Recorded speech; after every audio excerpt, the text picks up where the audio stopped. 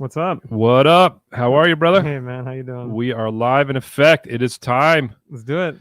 Episode number 25. It's wild. This is going to be a good episode tonight, man. Christmas is right around the corner. It really is. Holiday season is upon us. It really is. Well, I think that we're going to have some fun spreading some holiday cheer. Yes. Today in our show, we got a few surprises to put out there in the world today. Definitely. So. We've got two very cool guests tonight. So we've got Luke that's going to be on with us. Talking about the things that they're doing in Rhode Island for, kind of champion for the event industry. And we're going to really get into that. Not just really the event industry, but just small businesses in general. Yeah, for sure. And then we got Sal coming on to talk a little bit about YouTube and social media and, why you should be on YouTube. Perfect. Sure. Yeah. So if you're not on YouTube, then you definitely want to, stick around and hear more about this. And Sal has had a lot of success on YouTube in the space of the travel industry. It's inspiring. But in the same breath, that the good news is that you can learn lessons from people in other industries and apply them to your own industry. Definitely. When it comes to things like YouTube and social media. So 100%. All right, so before we jump into that, what's your week been like, man? Man, it's been a crazy week again, but I'm blessed, obviously getting to work and stuff. Got to do a wedding this weekend, and then got to celebrate my sister's graduation, which was really fun on a personal note. Man, just feel really lucky right now, and it's a lot of work, and I get stressed out, but I need to remember that we're blessed to be working. We're blessed to have these opportunities for sure. Right. Yeah. No, absolutely. How and about I was just going to say real quick, if you guys are joining us and checking in, please be sure to put in the comments where you're checking in from, who you are, and so we can give you a shout out and say hello to you. And obviously, thank you for joining us tonight. If you're watching on Facebook, don't be afraid to share that and put a watch party out there and share that with some other people in the industry. Also, if you're watching on Facebook, if you haven't given StreamYard permission to show your name, if you click on the See More button on above this video, you'll see that down at the bottom there it just says I'm going live on StreamYard. Before leaving a comment, blah, blah, blah. You know the drill. We like to address you by your name, not Facebook user. We don't want to call you a Facebook user. It's more personal for sure. And then if you're checking in there you go. If you're checking in from YouTube, like Kevin is. Hey, Kevin. What's up, Kevin? Thanks for checking in from Texas. TX. What's up? Love it. And then, hey, Natural Aura coming back. Good to see you again, man. Thank you so much for joining us. Where you at in Texas? I'd be curious to know. Humble. Oh, it's actually Humble, Texas. Yeah, Humble, Texas. Oh, I'm assuming, unless or Texas is just a humble place. Maybe he's just saying he's humbly checking in from Texas. Man, if it's Humble, Texas, I'd like to know whereabouts that is. That's a pretty cool. Name for a city. And so, if you're watching on YouTube, please feel free to please subscribe to our channel. If you're not already doing so, we'd love for you to do that. Please feel free to do that. Yeah. If you're watching on Twitch, if you have a chance to share that out and put that out to the Twitch world for us, we'd love that. We got Linda checking in from Atlanta. How's you doing, Linda? Thank you for joining us. So my week is pretty good. I don't even remember hardly what I did this week other than just going nonstop. And it's the holiday season, so between doing some events and then doing some virtual stuff, and then also everything else. Now, you and I have been talking about this a lot this week, and I just got to bring this up because I really love the guy, and maybe I'm the only one, but this new Eminem album that just dropped. Yeah. Right. Like you got me onto it for sure. Like we've been talking about this thing nonstop for this week, and dude is just straight up like a lyrical genius, a wordplay genius. It's out of control. So I'm like, it doesn't matter to me what your personal opinion about Eminem is. The dude is mad talented. He's an artist for sure. Yeah. It's absolutely incredible. Let's check in with some of the more people that just joined us tonight. Hello. TBM Productions DJs. I think I'm saying this right. Yep, from Chicago. Thanks, guys. Thanks for checking in. Kevin says 15 miles away from Houston. Very nice, man. Very cool.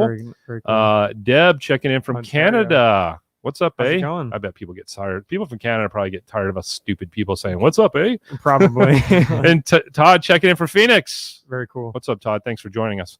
Awesome. All right, guys. So once again, man, we got some great guests with us tonight. Yeah. We're going to break the episode tonight up into kind of two segments, if you will.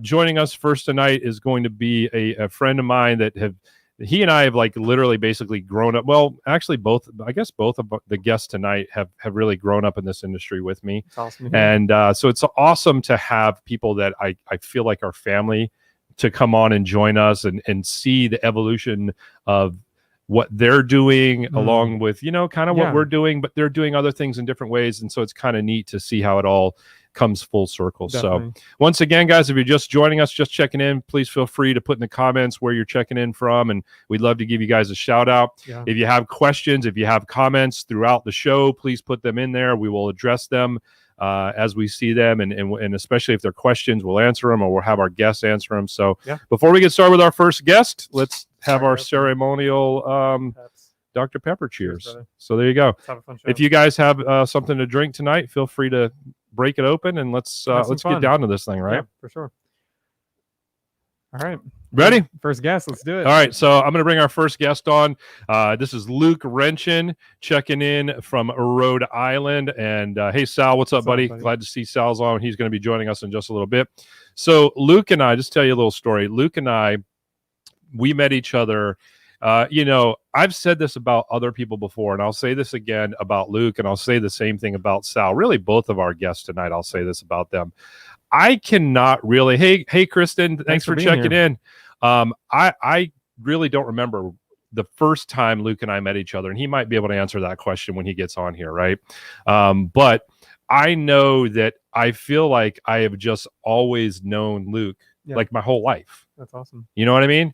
And I feel the same way about Sal. I really feel like I've known both of these guys like my whole life. So I can't almost pinpoint the exact time that we met each other. I just feel like we've always been around in each other's lives. And so, again, it's just super cool. But we're going to go ahead and bring Luke on. And once again, if you guys are just joining us, Luke Renchan is going to be kicking the show off with us. Hey, Matt Peterson, thanks for checking in, buddy. Appreciate it, brother. And then we're going to be bringing Luke on in just a little. Sorry, we're going to bring Sal on in just a little bit to talk about YouTube and how you can help improve your business. And if you're new to YouTube, you know, kind of maybe help you break some of the scary parts of it that might be there for you. It's definitely intimidating. Yeah, you know what I mean? So we're going to try to break some of those walls down, start at like YouTube 101, and then maybe do a few more little elevated things like that. So if that is something that interests you, stick around, because I promise you Sal will be joining us in just a little bit. But before we do that, let's go ahead and bring Luke on. Hey, Luke, you there, bud?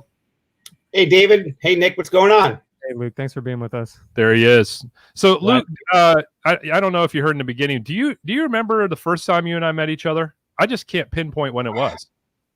I mean, I know the time that sticks out the most was the DJ cruise that we were on, and we were dressed up in the robes with the light up glasses. I think we were actually with Sal. Yeah. Awesome. And, it may have been before that, but you know, maybe it was Mid-America. Did you do Mid-America? I probably did. Yeah, it could have been. It could have been. But it's been, you know, it's been what, probably 20 years, 15, 20 years. Right. And regardless of when it was, that's the cool thing about these kind of friendships. It's like you don't even remember. You just feel like you've been a part of each other's lives forever. And you know, Luke was on Sal says, my man Luke, been way too long. So we're gonna get Sal to join us here in just a second. But Luke and I have been on, you know, many trips together. We went to a baseball tour together, baseball park tour together. We've just done so many fun damn things that it's awesome. Probably most of it is not like show worthy conversation. Even the party down in Florida. Yeah, exactly. exactly.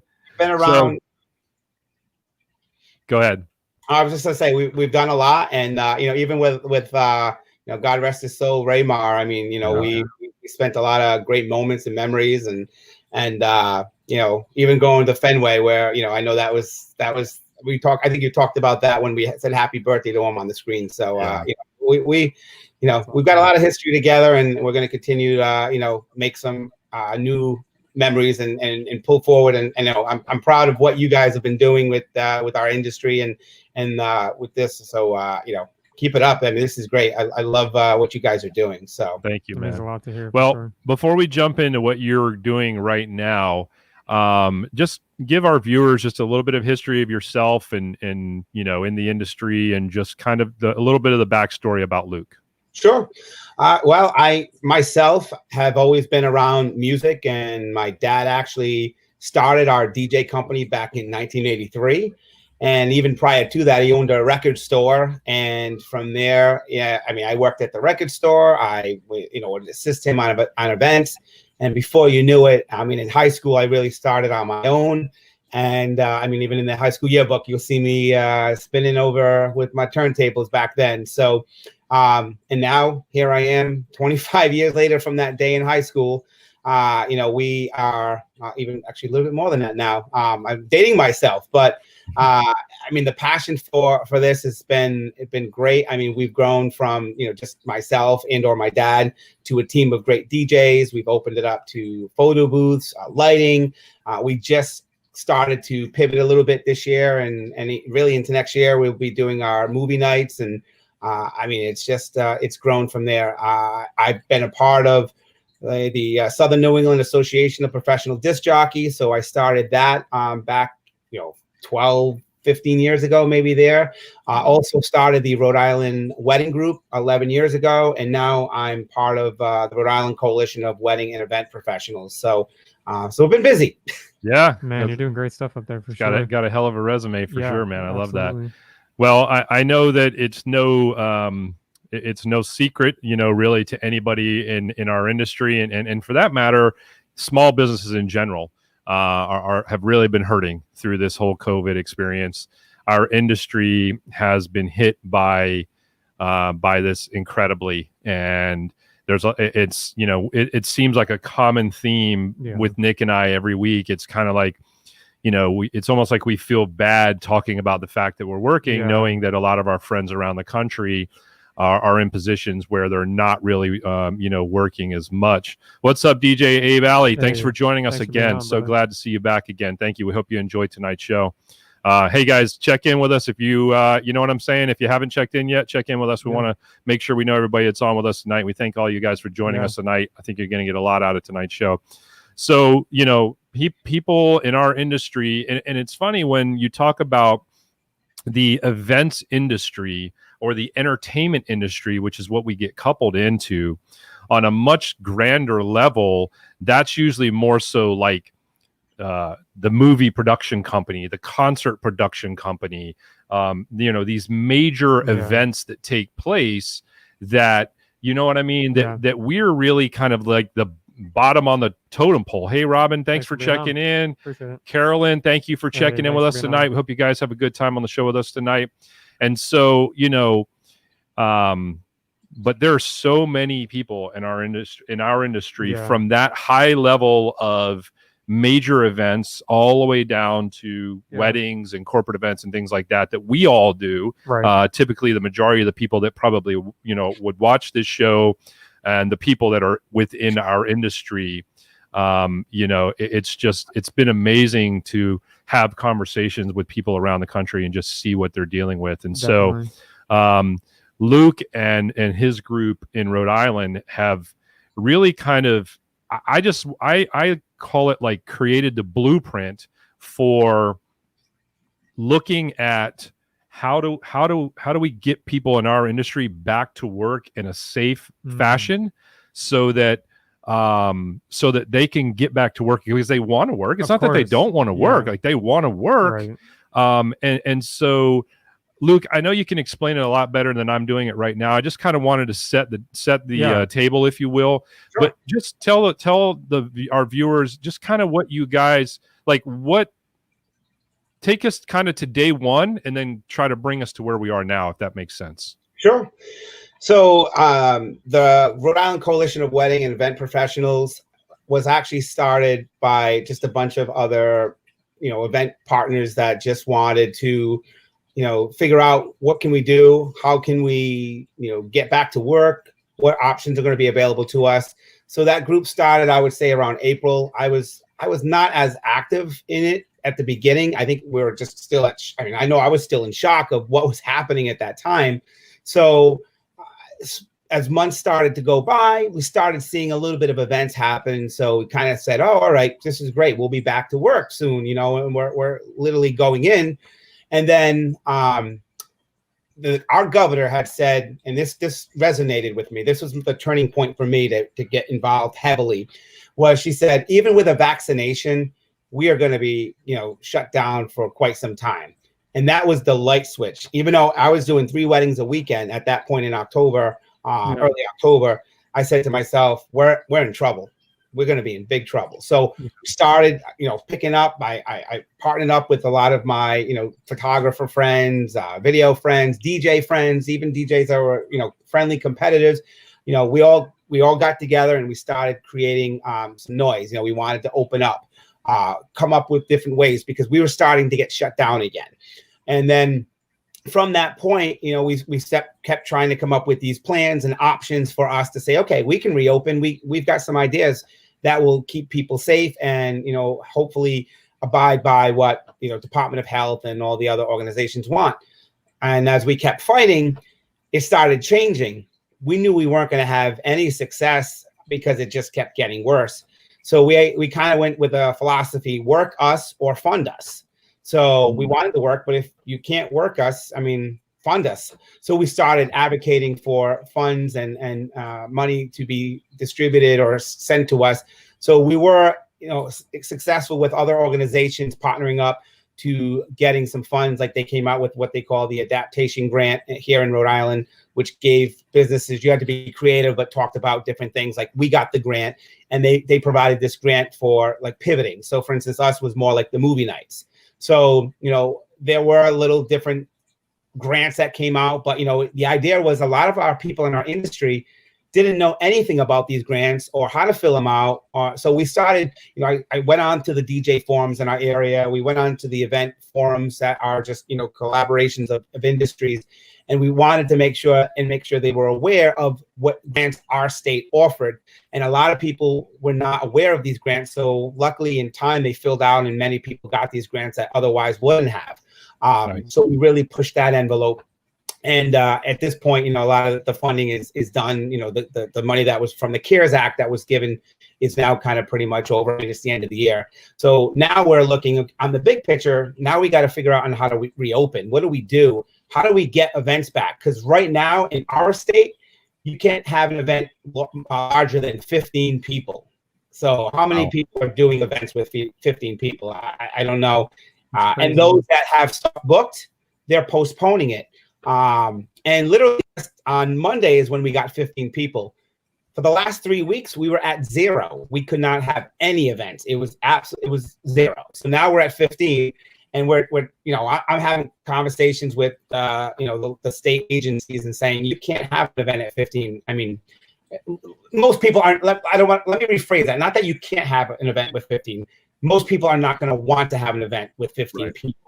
Yeah, so most people are not like planning a wedding and saying, hey, I'm just going to invite 13 people to join me and my husband, unless they're like going to like a foreign island or, something along those lines. So yeah, I get that totally. And hey guys, those of you guys that are watching, we thank you guys again for joining us. We're talking to Luke from Luke Renchan Entertainment in Rhode Island, and just talking a little bit about the events industry and what they're doing up there to really kind of spearhead and help champion for the events industry up in their local area. Lincoln says, glad I could tune in because I'm trying to put together my plans for building my mobile DJ business. Absolutely, man. Lincoln, we're always here to help you with that, Lincoln. So thank you for that.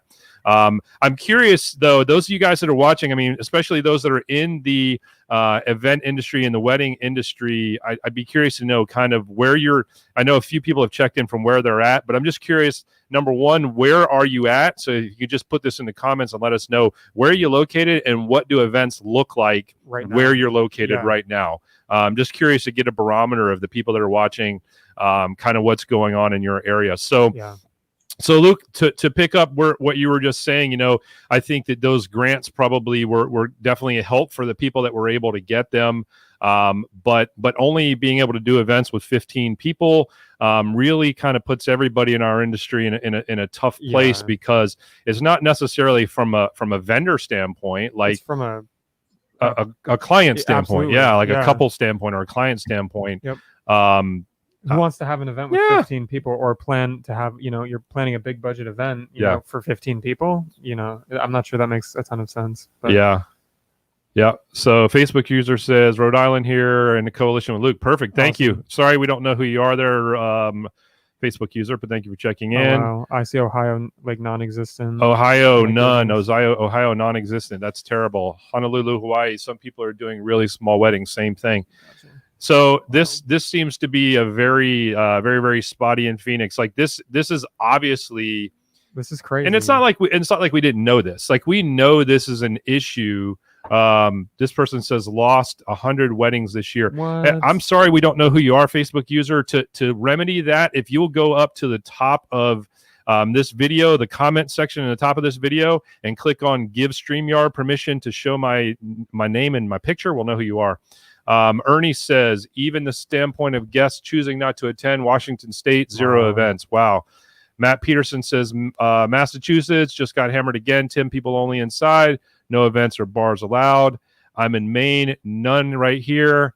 Massachusetts, 10 allowed inside. Also a lot Rhode Island and a member of Luke's group. Gigi, thanks for joining us tonight. Thanks for being on. Big Ernst has come to Twitch. Deb says, good thing you're not in Ontario. As of December 26th, we are on a total lockdown. Holy smokes. Queens, New York. Richie, thanks for checking in. Nothing. Okay, this is Kristen Green. Okay, thank you, Kristen, for letting us know. Once again, Kristen, if you just go to up top there and give StreamYard permission, then we won't have to ask you to keep doing that. A couple more here. In Brooklyn, New York, weddings are in effect, but catering halls can't allow dancing, so there's another thing. And then Cali, my county, however, doesn't follow the rules. Venues will allow 100 guests and fewer. Okay. Wow. All right. So in just a small sample size of what we just asked, it's basically like 10 or nothing. I'm so glad that you guys are all on here, though, because I feel like this is what we need to be doing right now, rallying the community and having a space where we can talk about this kind of stuff for sure. Right. So, and that's one of the main reasons for me wanting to, because Luke and I originally talked about doing this, and we were like, man, we can't even get this on until January. And then we really just kind of got together and said, you know what, this is a issue right now. And this is something that's not going to necessarily in the foreseeable future get better. We hope it doesn't get worse, but in the foreseeable future, we don't see it getting better. So this is something we need to talk about right now. This is something that we need to bring awareness to, and we need to provide all of you guys that are in all these different areas a point of contact and provide kind of an example of what maybe can be done in your community. You know what I mean? So Luke, I want to maybe, if you'll piggyback off of that conversation right there, share some of the things that you guys have been doing and some of the things that you've created to really kind of streamline the process to be able to duplicate essentially what you guys have been doing. Sure. So we've actually come up with a plan, which actually I'll share a little bit later in the chat, the comments. But basically, a couple of different aspects we're looking at. One, I mean, testing is a big component, and our state seems to like that as an option. We are literally working with what they're calling a pilot program. And the pilot program will basically be, they're going to use one of these events or weddings, and they're going to test everybody at the wedding earlier in the day, and it'll be a 15-minute test, so a rapid test. They'll provide the testing for free. And, so the good part of it is, that the people that will be attending will be safe. However, now the bad side of it is if someone has, tests positive, we kind of run into like, okay, you can't come in. What's the worst side of it is if it's a bride and groom or a VIP of the wedding, what happens if they have it? So now you've got this big concern. We're trying to shoot for 24 hours beforehand, not the day of. So we actually have a meeting with our Commerce and Department of Health and Department of Business Regulations tomorrow to discuss what we can try to come up with. But we're trying to shoot for 24 hours. That way, it gives time if you need to cancel or postpone an event because of a positive outbreak in some of the family members that are attending, then we've got time to cancel it. To do it the day of, imagine that, or saying the entertainer or the DJ or someone that gets tested, because it may come down to the vendors getting tested as well. We have the opportunity to put somebody in place. So that's one of the components that we're going for. just because it seems like that would be the only way we can push for it. There has been things back and forth. Is it something that you can literally push on people? And from what my research has been, because it's a private event, it's not a public event, it's a private event for a family. It's up to the couple to say, okay, we're okay with that. And so, we're looking to say, okay, if you're allowed to do that and you allow the testing, then you'll have, say, more capacity. Maybe it's 50% of what the venue is. Maybe it's higher, it's lower. That's stuff that has to be worked on. But so the testing is a big component. What we're also suggesting is obviously if the couple should take a test 2 weeks beforehand, and then maybe a week to 72 hours beforehand, just to make sure that they don't test positive, and that way that there's some preparation beforehand. There's another component of it, but I want to give a break just to kind of talk about feedback, and then I'll give you the other major component following that, just to see if you have questions, or if guests or any of your guests have questions on that. Yeah, absolutely. So if you guys do have questions, or if you have thoughts, please drop them in the comments. And again, I mean, what we're really trying to do tonight is just really kind of spotlight the fact that we don't, as an industry, we don't have to necessarily sit back idly and just let this happen. Absolutely. You know what I mean? And it's not a political thing. And that's the beauty of this. Like, everything that we're talking about tonight is not a political thing. I could personally care less what anybody's political party is, because what's happening to our industry is affecting anybody, left or right, regardless of their political party. And what Luke and the folks up in Rhode Island are doing is working. It's helping. It's shedding some light on an issue that maybe the right people didn't even know was really as big of an issue as it really is. And Luke, I seriously commend you for taking these steps to get there, because I know it's so hard to go to you're going to the top. I mean, that's essentially what you're doing. So to do that and be a leader in that capacity, man, I commend you so much for that. Well, and it takes a group. You can't do it by yourself. It's team effort, and there's been a lot of collaboration on this. I mean, this afternoon, we actually had a rally at our state house before the governor's press conference. So we had all the news stations coming in. So that really helps get your message out there. Yes. You need to come together. We put out press releases. The news stations come out. They interview us. They talk about what we're looking to do, what our mission is, what we're looking to accomplish. So that's just as important to get that message out there. And that's what we did. We had a rally today. We actually planned it on Friday. This past Friday at 3 o'clock, we decided let's do a rally on Monday and on Tuesday today. So we did this impromptu rally. In fact, some of the reporters actually question our governor today, and some of the other colleagues there. So again, it's what you do with working together and collaborating. I mean, these are all the things that we did. We put together. We've got, not only did we have our small businesses, but we also knew other small businesses were hurting, restaurants, gyms, and other industries that were hurting. So sometimes it's good to collaborate with other small businesses in your community to kind of get the voice out there. And we actually collaborated. We're working closely with our lieutenant governor. He's been a real advocate about small businesses. So it's who you can partner up with. It's not just one person can't do this. It takes an army. So and that's the other reason David and I were talking the other day. Not only do we want to just see our state work on things, I think nationally we need to work on things. And from the comments there, a lot of the people are all in the same place. They're all feeling the pinch on this, and some of them, worse than others. So that's why I think getting together here is going to be great, to be able to, get this out there, see how others can help. And, again, collaborations is the most important key, because you might have an idea where we didn't think about it, or maybe somebody's doing something different in another state that is working and effective. Like I said, I got number 2, which is going to be another big component of what we're doing.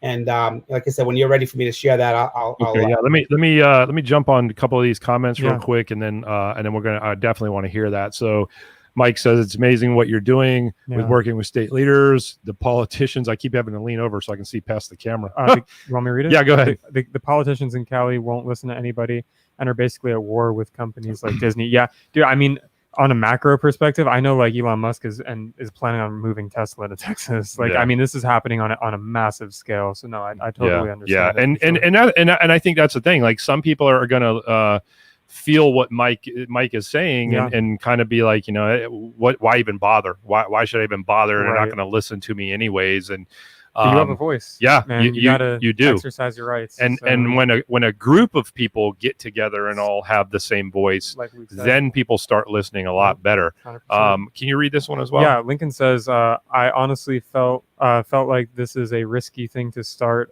for a mobile DJ business during this pandemic. But do you have any words of advice for me besides the usual social media marketing and building a website for me, which I may need to learn more about making? So, this is a topic that probably could have a whole show about. We really can in itself, for sure. Lincoln, I will tell you, and a lot of people that study business and know business, and I know you've even said this in the past, that some of the best businesses ever were created in a recession or in a time of challenge, and so. We definitely encourage you to keep pushing forward, do it in a smart way. And this is just the quick answer. You know what I mean? Do it in a smart way. Take care of your family first. Take care of the bills that you have to stay alive first. But don't give up on your dream. Yeah, and it's a huge growth opportunity too. So I mean, definitely try to capitalize for sure. Yeah, absolutely. And just once again, before we jump into that second part, just to let everybody know, if you're just jumping on with us, guys, we have Luke Renchan on with us right now. We're talking a little bit about what they are doing up in Rhode Island to help kind of get the word out about getting the event industry back to work and small businesses for that matter back to work. We're going to have Sal Pitera joining us in just a few moments to talk to us a little bit about YouTube and how YouTube can help build your business and why you should have YouTube in the first place. Our good friend Carol Kessler checking in. Can you read that again? Sure. I can't read these things. Carol says, "Hi guys, thank you for your dedication and support to the entertainment industry. Luke, thank you for stepping up and organizing your rally and supporters for the right and privileges of the entertainment industry on behalf of NAME and the entire entertainment industry. Please let us know how we can market and participate and support your triumphs." Yeah, absolutely. And I'm one of the board members on NAME, and proud to be a part of that. And we've really been talking about this a lot. And NAME is for those of you who don't know, NAME is the National Association of Mobile Entertainers, and it's one of the two major representations of the DJ, but not just DJ, but entertainers. You know, anybody. Sure. And that's the other thing too, is that there's so many different segments of entertainers that this is a huge group of people. Yeah, it extends beyond weddings and everything like that, for sure. Clubs and everything. And so on behalf of NAME and on behalf of our show, we're going to continue to keep working with Luke and the group, what they're doing, and we're going to talk a little bit about that in just a couple of minutes here. Before we do that, I want to let's do these real quick. Say that. Yeah, Sal says this is actually a great time to start in the DJ entertainment industry. The upside for you. Lots of people have retired from the business. Wow. Yeah, Sal, that's a really great point.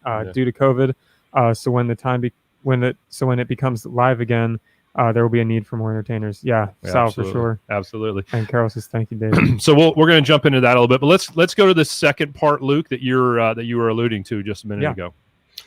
Yeah. So we had to figure out, in our area, there's no dancing, so we can't have dancing at all. The only dancing that's allowed is the formal dances, father-daughter dance, parent dances. That's it. There's absolutely no dancing.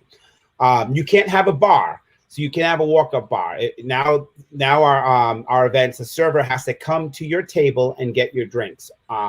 You can't have cocktail hour, so you can't walk around and have a cocktail hour. It's a seated cocktail hour. So we have a lot of restrictions on us. So what happens is people walk around, DJ plays some music, they start dancing. It's a no-no. You can't have that. As much as some of us, let things go, or some people might turn a cheek to, that doesn't help, because, if someone's snapping a picture, because it happens, that information goes back to, another organization or and there are actually people that come in to check the events out. And I know in our state, like, they'll find somebody if there's something that's not happening, if the tables are too close together, if people are walking around without masks on, because masks have to be on every moment unless they're sitting down eating or having a drink. So what do we do with that? How do you police that? it's hard as as a DJ. Do you get on the microphone and say stuff like, Hey, put there's your mask on. Right. yeah. I hate to say it. At first, it was more like I kind of turned an eye to it. And as I started being more involved with this coalition, I realized that I also have to be part of the solution. And I can't turn a blind eye to it anymore. So we started doing that. And then we said, all right, we need something that can help, because it's hard to police it. Obviously, sometimes it's tougher when people have drinks. What do you do? And how do you keep people in line? So we've introduced a COVID safety officer, believe it or not. So this person would be at the event. They would be monitoring and making sure people are, adhering to the rules. And again, it sounds kind of crude, but, in our industry, in order for us to get back to working, that is one of the solutions we came with. So, for instance, say you're on the highway, you see a police officer on the side of the road, you slow down, you make sure you're doing things right. It kind of puts you in check. Yeah. This is the idea of what that would happen at a wedding or an event. So now you've got this person there again. And the idea is for them not to be, when we say a COVID safety officer, it's not about someone that's supposed to be, they have to match the environment. So, these people are there to have a good time. So they got to be trained well enough to be subtle about it, but yet making sure, okay, you got to put your mask on, or, oh, I'm sorry, there's no dancing, things like that. So that's what the safety COVID officer would be doing. And they were very receptive about that with our state. So is that a law enforcement person, or is it just like an official? How what's the, like, I'm just curious of that part. So basically what we are looking at is more like, let's get, for instance, security that cannot do events anymore. They're out of jobs, or they're very what they can do. Now you can get a security officer and do a training with them. I mean, they just can't go in and do it, but you can do a simple training. It wouldn't take long, but it literally they would monitor that. At the beginning, they would help with the assistance of, because the other thing we have introduced would be, again, making sure screening would be taking place when people came in, their temperatures would be taken, and they would be monitoring that. So, I mean, they would be involved with a lot of the components of the wedding, but that element there will appeal to, again, the Department of Health and a lot of the organizations in each state. We feel like that would be helpful. Is it awkward? Is it different? Yes. I guess if you look at the alternative, would I rather have that at our weddings and events to take place, or would I rather not be working? And I think I'd rather take, the opportunity to work. And some of these couples, I don't know about you guys, but we've had weddings and they've canceled 3 times already. So yeah. A lot of them have, they've said, I'm COVID out. Some of them don't want to even do a wedding or event anymore. They're done with it. And others are like, we want to move on. We want to have a family. So we want to do our weddings now, and we'll deal with that. So we have a phased process. And I think I emailed it to you over. But again, I'll make sure your viewers get it. And it's also on our site on ricwep.org. RICWEP.org. That is, we have a procedures that goes through all of it, and I'm happy to share it with your viewers. And this is kind of our plan in place of what we're looking to do. And it's subject to be tweaked. I mean, it's not, again, as we gather more information, as we learn more on how we can do these things, but we really feel that this is going to help us move to prepare for 2021, because we don't want to lose 2021. And I can tell you, in our state, I mean, with our coalition alone, there are things that have happened for May, June, and July already of 2021. They've already postponed or canceled. And this is 3 to 6 months down the road. So we need to build our consumer confidence right now and get that going. And so that's why we're trying to be proactive, because if we don't get proactive, we're going to see more cancellations. We're going to see more postponements. And, we may not be able to work for a while if we don't be proactive. Yeah. Well, Nick and I were talking before the show, and what we really want to do in the small voice that we have is really partner up with you guys and help you out however we can. And not just to help you, but to help the entire other people in our industry who are maybe watching this right now, or maybe will watch the replay of this somehow, or maybe will never see this, but still say to themselves, man, I would love to figure out how to do this in my area. Yeah. I know a group of wedding professionals and event professionals in my area that I think I could team up with, and with the right guidance could really maybe emulate some of the things that they're doing in Rhode Island. And so, you know, I would like to definitely, or I should say, definitely want to offer that. And I'd love to maybe see if we could get together, like maybe, I don't know, like a group of wedding or just event professionals around the country, friends of ours, friends of theirs. And maybe in the beginning, once a week, we host a Zoom call and we kind of see where people are at, what their needs are, what resources they need, what guidance they need, what is step one, what is step two, and so on and so forth. And then really be able to kind of spread this message beyond just one area right now. I mean, because what you guys are doing is absolutely amazing. You know what I mean? What you guys are doing is absolutely amazing. And the best way to, you know, it's easy for us to just sit here and say, oh, what you guys are doing is amazing. The real proof of that is to say, let's jump on board and let's help them. Take some action. Yeah. And, you know, and I think I can speak for NAME when I say that NAME would be more than willing to get behind this, provide the resources to the membership of NAME. And then it allows us to be able to also connect with other larger representations of the event industry as well, to disseminate the information to their members as well. Because I think the big thing is a lot of times people want to do something, people feel like they like to do something, but the problem is they just don't know where to start. Exactly. And I think that for me, just listening to Luke and what he's been able to do with his community, it is a little bit overwhelming. So I think that's a great idea to try to like have, you know, some meetings where we can, you know, in phases, like, hey, how can we help you? You know, how can we get you started and move towards doing events again? Yeah. You know? Yeah, absolutely. And not only that, like just being in, you know, even though in Florida we're maybe in a little bit of a better position, it doesn't mean that we can't do all we can do to help our friends. I mean, I could scroll back up. Our friends in New York, our friends in California, our friends in Maine, our friends in Washington, our friends in Massachusetts. You know, I'm just looking at all the comments that came in real quickly earlier. There's no reason why we can't help our people that are like family to us by being proactive in this. And so, Luke, I love what you guys are doing. Yes, brother. I appreciate what you guys are doing. And again, I don't ever like to speak for you, but I feel like you and I are usually on the same page together. We are 100% behind you guys. Yes. We are 100% in helping continue this mission, if you will, that you guys are. I don't even know if it's a mission. It's more of a responsibility, really, that you guys have taken upon yourselves in Rhode Island to kind of set the tone of how we can do this. You're a true leader, for sure. This is what leadership looks like, folks. Thank you. I mean, you know, like I said, if we're able to do this more on a national level, I think that'll help all of us out. And again, there might be ideas from others in different states that have ideas that'll help us in our mission, you know, and I think that collaborating together will really help. I mean, I know, David, you had mentioned that Florida definitely has a little bit more leeway, but I know we talked and you even said, even with the actual corporate events, those are taking a beating. I mean, I think that at least with weddings, there are some opportunities for some of us to work. But corporate stuff is done. I mean, we should be busy with Christmas and holiday parties. I don't think anyone, for the most part, I don't think anyone's doing something unless you're doing it virtually. Virtually, right?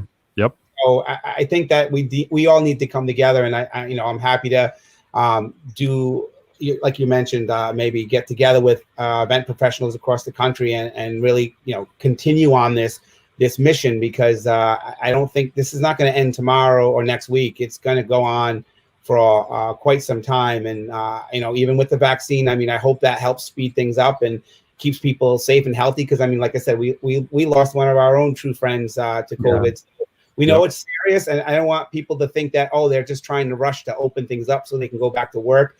That's not the case. I mean, we want to work, but we want to make sure people are safe. That's the most important part right from there. And so that's why we've developed these ideas to keep people safe. And, you know, with that happening, to be able to open up the events, you know, and again, even if it's just a gradual, increase, you know, we got to start somewhere. Yeah, I think it's a very valid point. It's not about being irresponsible. It's not about downplaying the severity of the situation. It's about creating solutions so that people can, see some light at the end of the tunnel, so people can continue to whether you're somebody that's like our friend Lincoln, who is just starting his business in the pandemic, or if you're somebody like Luke and myself and Sal, who we're going to bring on here in just a minute, who have been doing this for basically our whole adult lives. No matter where you are in that spectrum, you deserve the opportunity to be able to do this. And well, I don't know, maybe I said that wrong, but you should. Let me phrase it that way. You should have the ability to do this, and it's a matter of a willingness. It's just a matter of creating a safe environment, and I think Luke and them have done a great job of establishing that. Well, 100%. Luke, we're going to definitely have you real quick. Just read this comment real quick, bud. DJP. People move. It's my dog right there. I love that guy. Brother? Yeah. I love him. Ontario, Canada is 1 month full lockdown as of Boxing Day now. Indeed, this isn't going anywhere too soon. Yeah, man. We had someone from Canada on a little bit earlier, and she was saying that we're with you guys, and we're stay strong, brother, for real. Yeah, Luke, I appreciate you joining us, man. I hope that you guys continue to have a lot of success over there. Can you stick around with us for the show? I will, especially because Sal's on. I gotta see Sal, because after we're done with this and we get to where we need to be, we gotta have a big party. Maybe it's on a cruise ship, Oh, that could be a great idea. Hey, that might be a great idea. Are you like a fortune teller, or can you see into the future or something? Right. Hint. Cool, man. All right. Well, thank you guys. And if anybody has any questions, if anybody has anything that they like to know from Luke, and just kind of a and kind of a short question form type of a thing, feel free to put those in the comments, and we'll address those before the night is over. As Luke mentioned, they have a lot of material, a lot of information. We're going to make that available in the show notes of this show after the fact. Yes. We're also going to work in conjunction with Luke and in conjunction with Name to kind of create this opportunity for you guys that really want to be a part of what Luke is doing, and maybe bring it to your market. Yep. I think that they've really put together a very simple blueprint of how to do that. You know what I mean? Very, very simple. Like it was very clear, like coming in, like I had no idea, and to come to listen to it now, it makes a lot of sense, and I want my voice heard for sure. Yeah. So I think it's let's get Sal on here with us. And now I see 2 different cameras from Sal. I don't even know which one I should pick. Let's hit this main one. Okay, he's saying that one. Yeah. All right. Hey man, what's up, buddy? Sal. Hey, what's going on? We didn't have a chance to test the cameras before, so I have 2 of them going just in case I have any difficulties with this one. Perfect. I love the redundancy. It's well, awesome. thank you for joining us, and thank you for your patience. I think I wasn't sure how long we were going to be talking about this first topic, but as you're obviously experiencing yourself, it's an important topic everywhere, and I think this has been one hell of a great conversation. What's up, buddy? All right, so we're going to be talking about YouTube and a lot of things in that regard with Sal. Before we do that, and I also want Sal, I want you to also talk a little bit more about yourself and your background and all that stuff. But before we do that, we wanted to kind of break things up and have a little fun. And there we go. That's better. Me and Nick are big Gary Vee fans, and if you guys are not hip to Gary Vee, you should definitely check Gary Vee out, because he's definitely especially if you're looking for somebody to help kind of inspire you. I don't like to say other people can motivate you, because I think motivation is definitely something that's something within, but people can inspire you to get motivated. And he would definitely fall in that category. It's a right? Swift kick in the ass. There you go. There you go. All right, so we saw this today with Gary Vee, and if you guys follow him, then you probably already know what we're going to do. But if you don't follow him, then this is going to be fun. So this is a little game called Overrated, Underrated. Okay. So we are going to throw some things out to you guys, and this is going to be for Luke and Sal. And also, if you guys are watching, you're welcome to, and we know Big Earn will in the comments respond to this. Yeah. You can respond to these in the comments. But here's how it goes: you got 3 choices: overrated, underrated, or correctly rated. Yeah. Okay. Those are your three. Yeah, you always ask. Of course, man. Yeah. Give it to us, Big Earn. It's almost the end of the year. We don't give a damn. Yeah. All right. So Luke, Sal, that's the deal. Overrated, underrated, or correctly rated.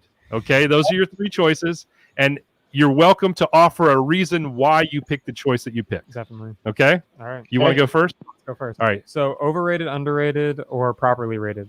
The Grinch. Overrated. All right. Okay. Yeah, I'll say overrated. Yeah. All right. Either one want to say why? I just never been a big Grinch fan. That's fair. Fair enough. Super fair.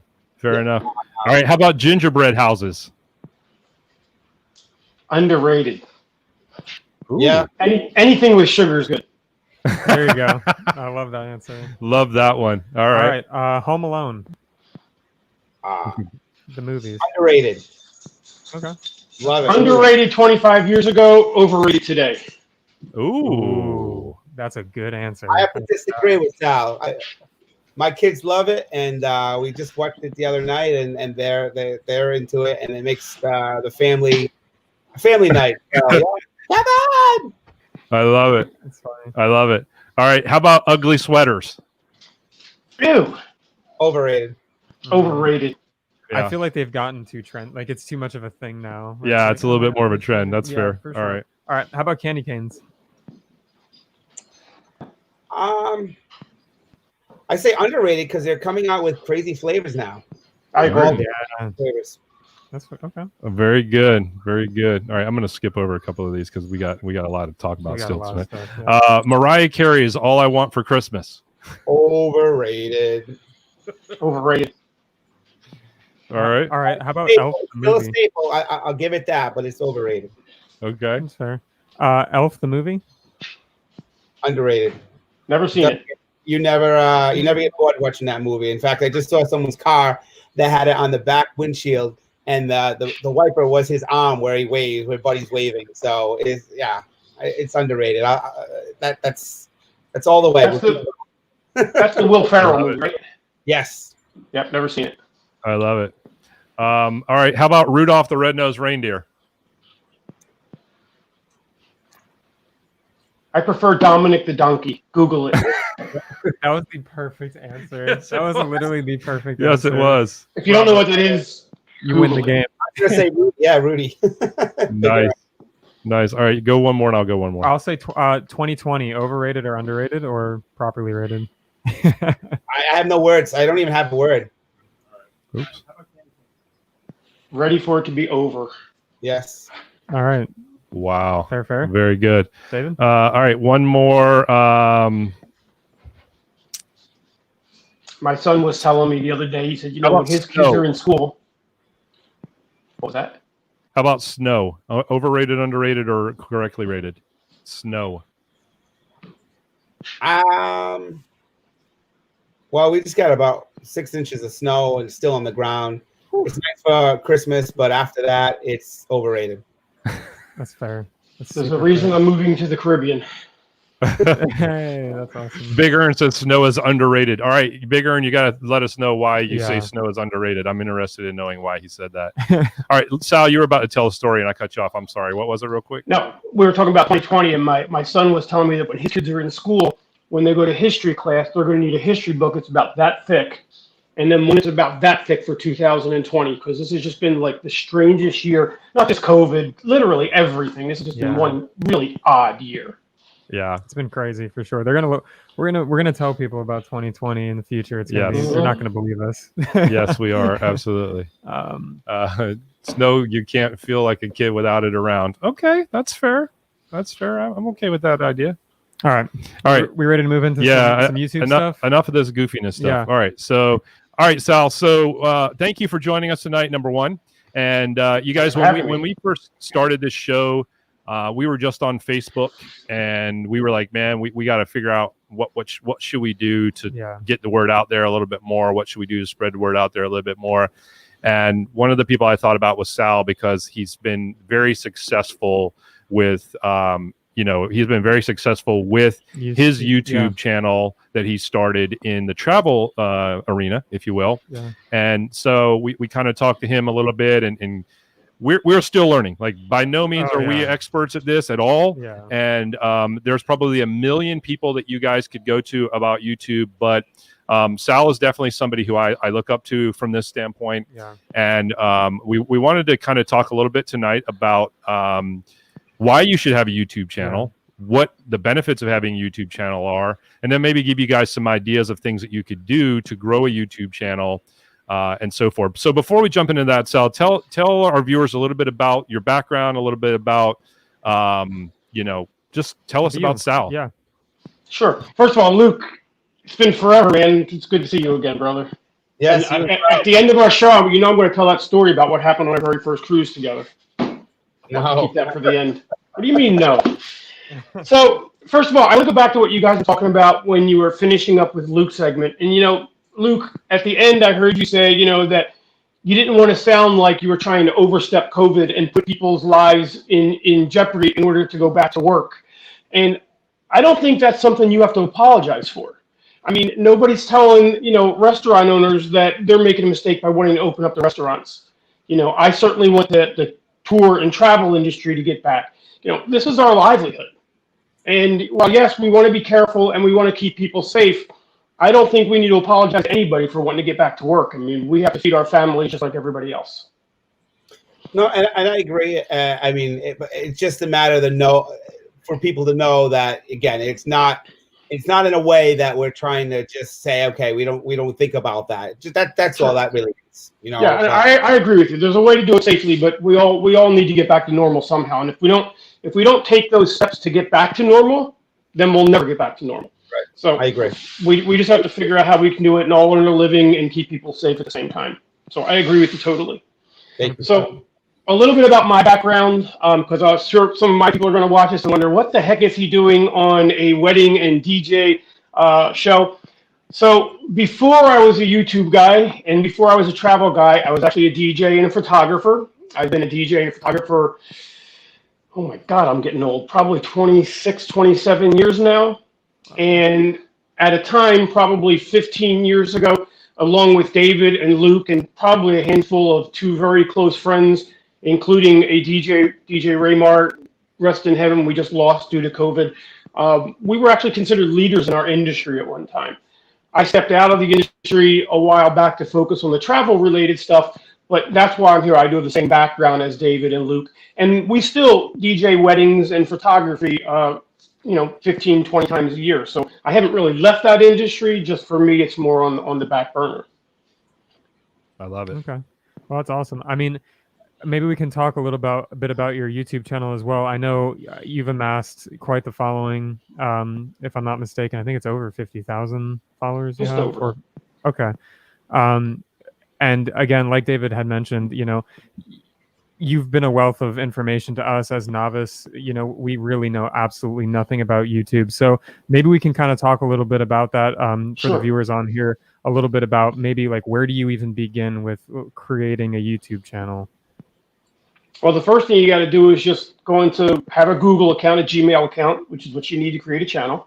And then just go to youtube.com and start a channel. You don't need to have expensive equipment. If you have a cell phone with a camera and a microphone, eventually you're going to get a computer once you start making videos on a regular basis to edit your videos. But the hardest part about making a YouTube channel is literally just starting it. The very first time you're going to, as you guys probably found out when you began, the first time it's very awkward. I mean, you're going to wonder, I'm looking at a camera right now, and you got to try and look past that. And now that I've been doing this for a while, I actually see my audience behind the camera, mentally anyway. But it's very awkward. The hardest step is just getting the camera out and doing it and looking at it afterwards and feeling, oh my God, I look stupid, and having the courage to click that upload button and actually put it online and put yourself out there. For sure. And I think the hardest part, I mean, especially for David and I, or at least for myself, is maybe talk a little bit about how you work past, like, you're talking in the beginning, Dave and I were really talking to no one. I mean, we really had no audience. How do you work past maybe the feeling of like, oh, this is like the despair of like, man, no one's listening, this is hopeless. Maybe how you worked through that a little bit. That is by far one of the toughest parts. I remember My son was working at Cedar Point, which is an amusement park here in Ohio, like Six Flags or Disney World. And we were up at his lunch break, and I was sitting in one of the restaurants with him. And I remember celebrating because I had my first subscriber. And I was so proud of it. I had one subscriber. And it's difficult because in the beginning, you're putting those videos out and nobody's watching. I mean, you're lucky to have 10, 15 people watching. But you've got to put that video out, and you've got to put it out in your mind. In the beginning, your videos aren't going to be great. But in your mind, you got to do the very best you can, whether people are going to watch or not. If you're starting a YouTube channel just because you want to make money with it, or just because you want to have thousands and thousands of people watching, you're starting it for the wrong reason. Yeah. I started my YouTube channel because I enjoyed making the videos. Yeah. Because I wanted to share my joy of cruising with whoever wanted to watch, whether that be one person or thousands of people. Now, I got lucky. My first video went viral. I got really lucky. That doesn't happen very often. But I think when you're looking at the camera and you're making a video, you got to find a topic that's dear to your heart. And you've got to have the philosophy that whether one person watches, I help just one single person, or if the whole world watches, either way is fantastic. And if you keep doing that over and over and over again, regardless of who's watching, I mean, our world has 13 billion people in it, I believe, right now. You only need a very tiny fraction of that to watch your channel to create an audience. Yeah, no, that's a great point. I think you have to really fall to not to quote Gary Vee again, but you really have to fall in love with the process of just the creating of it. I know for myself in the video space, I know for David, not to speak for you again, but in the DJ space, we started this, and we talked about this yesterday. We started what we're doing for the pure love of the process of doing it. I love making videos. I love going out and capturing things and putting it together in a way that to me is unique. And David absolutely loves loves music, right? So when you're starting, I just love talking too. When you start from that point, I really feel like you're setting yourself up for success, like as you said, and it becomes not so much as work, and it becomes a lot more meaningful versus like, oh, I'm just doing it for a number. I think a lot of young creators today are really focused on just that one, like you said, that one video that goes viral, and what can I do to just have my 2 seconds of fame and just have that viral video versus focusing maybe on the longevity in the process and what you love doing. I think we got stories about that. And first of all, let's talk about the one video you're waiting for to go viral. I'm telling you can't make a viral video. Yeah. I probably have 300-400 videos out there now, and I look at every one of my videos. When I'm done and I'm happy with it, I'll look at my wife and go, this is the video. This is the video everybody's going to watch. And I'll have 50 people watch it. Yep. And then next week I'll put a video up and I'm like, oh man, Debbie, this is the worst video I ever did, but I got to put it up. Hit submit, 20,000 people watch it in 10 minutes. You really don't know, no matter how long you do it, what's going to capture the attention of your viewers for a specific video. And that's why it has to be the love of the video. I mean, just love the process. And then some of them are going to get viral and your subscriber base will count. But even now, I have a lot of subscribers, and I'll touch upon this in a minute. Subscribers don't really mean that much. But even now, like with COVID, the travel industry, and I primarily work cruise videos for now, we're not cruising. So my videos aren't getting many views right now. Right. But I'm still putting them up because the content is there. I give out the information whether 10 people benefit from it or 100,000 benefit from it. Either way, I know the video is what I want. It's going to be put up there. Oh, and it will happen. The biggest discouragement that people have is they quit. And that's by far the hardest part. People do exactly what you said. They put 5 or 10 videos up there. They see they probably only had 100 people total watch their videos. And videos are harder than you think, especially once you get good at it because you want to edit them. And it'll take me 8 hours to make a video. I want people to see it. And when people do that to start out, they don't see people seeing it. 90 out of 100 people just quit. And that's why they don't succeed. Yeah, no, fantastic points for sure. Yeah. I think we got some comments here. What software do you use for video editing? I use Sony Vegas.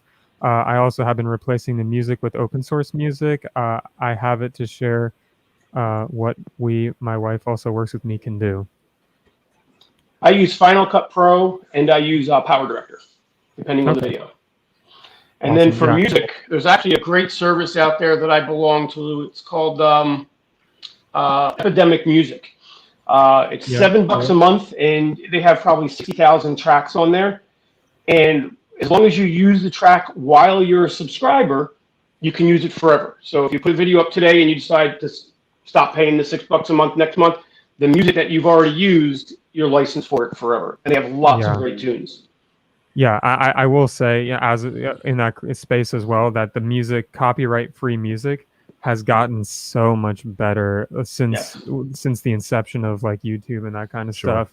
It's really gotten better, and I think it's really created an opportunity to make some really cool stuff. I mean, like some of the music when I was making videos back in high school was like honestly, I mean, I was doing a long time ago, man. God. You can tell when people are starting out using the free music that Google or YouTube has available, because it's all the same things over and over. You're just like, oh, all right. And once you get bigger, it's all relative. I'm about to subscribe to MGM Music, which is literally top 10 songs, but you go from paying $79 a month to $1,000 a month. But it's all relative. You know, as you get bigger and you make more money, you'll start investing more money into your product. Maybe talk a little bit about that. So what is that? So that you're literally licensing music from like popular songs. Correct. So like the top stuff. So like correct. I actually found them by accident. I used a video that one of the cruise lines gave me, and I immediately got hit for a copyright infringement. So I emailed the copyright holder, which was MGM Music, and they said, "Oh no, you're licensed," and they took the copyright infringement away. And then, of course, they offered to sell me a license. So I'm about to subscribe to them. But yeah, then you can use current music, like top 10 music, and you're licensed for it. But it is pretty expensive. Man, that's really cool. Yeah, and again, stepping stones and processes. Like, you know, you might say, "Oh, I can't use like that," but I'm telling you, there's great songs. Do what you can with what you have right now, because I'll tell you, as in my own space, I fell into that trap of like, I need to have the best equipment. It's like, I promise you, if you're passionate for what you're doing and you use what you have and be smart and be diligent. If I were to swivel this camera around the room, you would see an entire movie studio here at my house. I mean, the equipment I have is just, that's kind of what I do. I'm just an equipment. I very rarely make any money with my YouTube channel, even though it does make money, because I invest it all back into studio equipment and cameras and lighting and. Right, and you get to that point. That doesn't happen overnight. Well, the reality is this though. Like, most all of us have, like, you talk about the perfect piece of equipment. Most all of us have one of these, and unless your phone is like, I'm sorry, it's kind of dark in here, but unless your phone is like an iPhone 2, like. You have a good enough piece of equipment to get started with. Sure. Yeah, maybe it's a matter of lighting. Maybe lighting becomes your issue depending on your phone. But at the end of the day, you have a piece of equipment that you can get started with if you have a cell phone. And to Big Earn's point, like on his comment right there, he says TikTok is like a crazy platform. There are people out there that I'm blown away at what they're able to create with a GoPro or a phone and a little halo light. But you know what my theory on that is? I think that people, and Sal, please tell me your thoughts on this, and you as well, Nick. I think people resonate with something they see on video that they say to themselves, you know what, I could probably do that. Yes. They don't always necessarily, well, unless it's like over the top, super fucking cool. Whoa, here I go. Unless it's like over the top, super cool. They will resonate with that. Yeah. But anything in between that and something that somebody looks at and says, you know, I could probably do that myself, they don't always necessarily resonate with that. So that's why I think some of those types of videos do as well as they do, because somebody does say that. And they say, wait a minute, I could probably do that. I mean, if you think about it, that's kind of how something like TikTok was born. Like somebody did some stupid video, and then every freaking buddy and the brother wants to do the exact same thing. I agree. It's funny because I do have a lot of cameras. I mean, I've got a 6K red camera, but my favorite, I do. My favorite camera that I use right now in software is my iPhone 12. With the iPhone 12, I have a full editor on there. I've got thumbnail makers on there. Just about anything I can do in my studio on my computer, I can now do with $25 software on my iPhone. So I've made like whole videos, completely edited videos, just using my iPhone. So you really don't have to buy like a whole studio anymore. For sure. And this is just a quick nerd to nerd question. Is the 6K the Komodo? Yes. I don't use it very often though, because you like it? You don't need that. No, I don't. I very rarely use it. I bought it for weddings because I'm a geek. I just wanted to have, an awesome camera for weddings. I very rarely use it because most people can't watch 6K. I mean, you need a 6K TV. You're not watching 6K on YouTube. No, you're not watching 6K anywhere. So why spend hours and hours of editing and baking time to make a video, hours to upload it? Use a lot more processing power on your computer and burn your computer down faster for something that nobody can really watch. So I shoot mostly everything in 4K.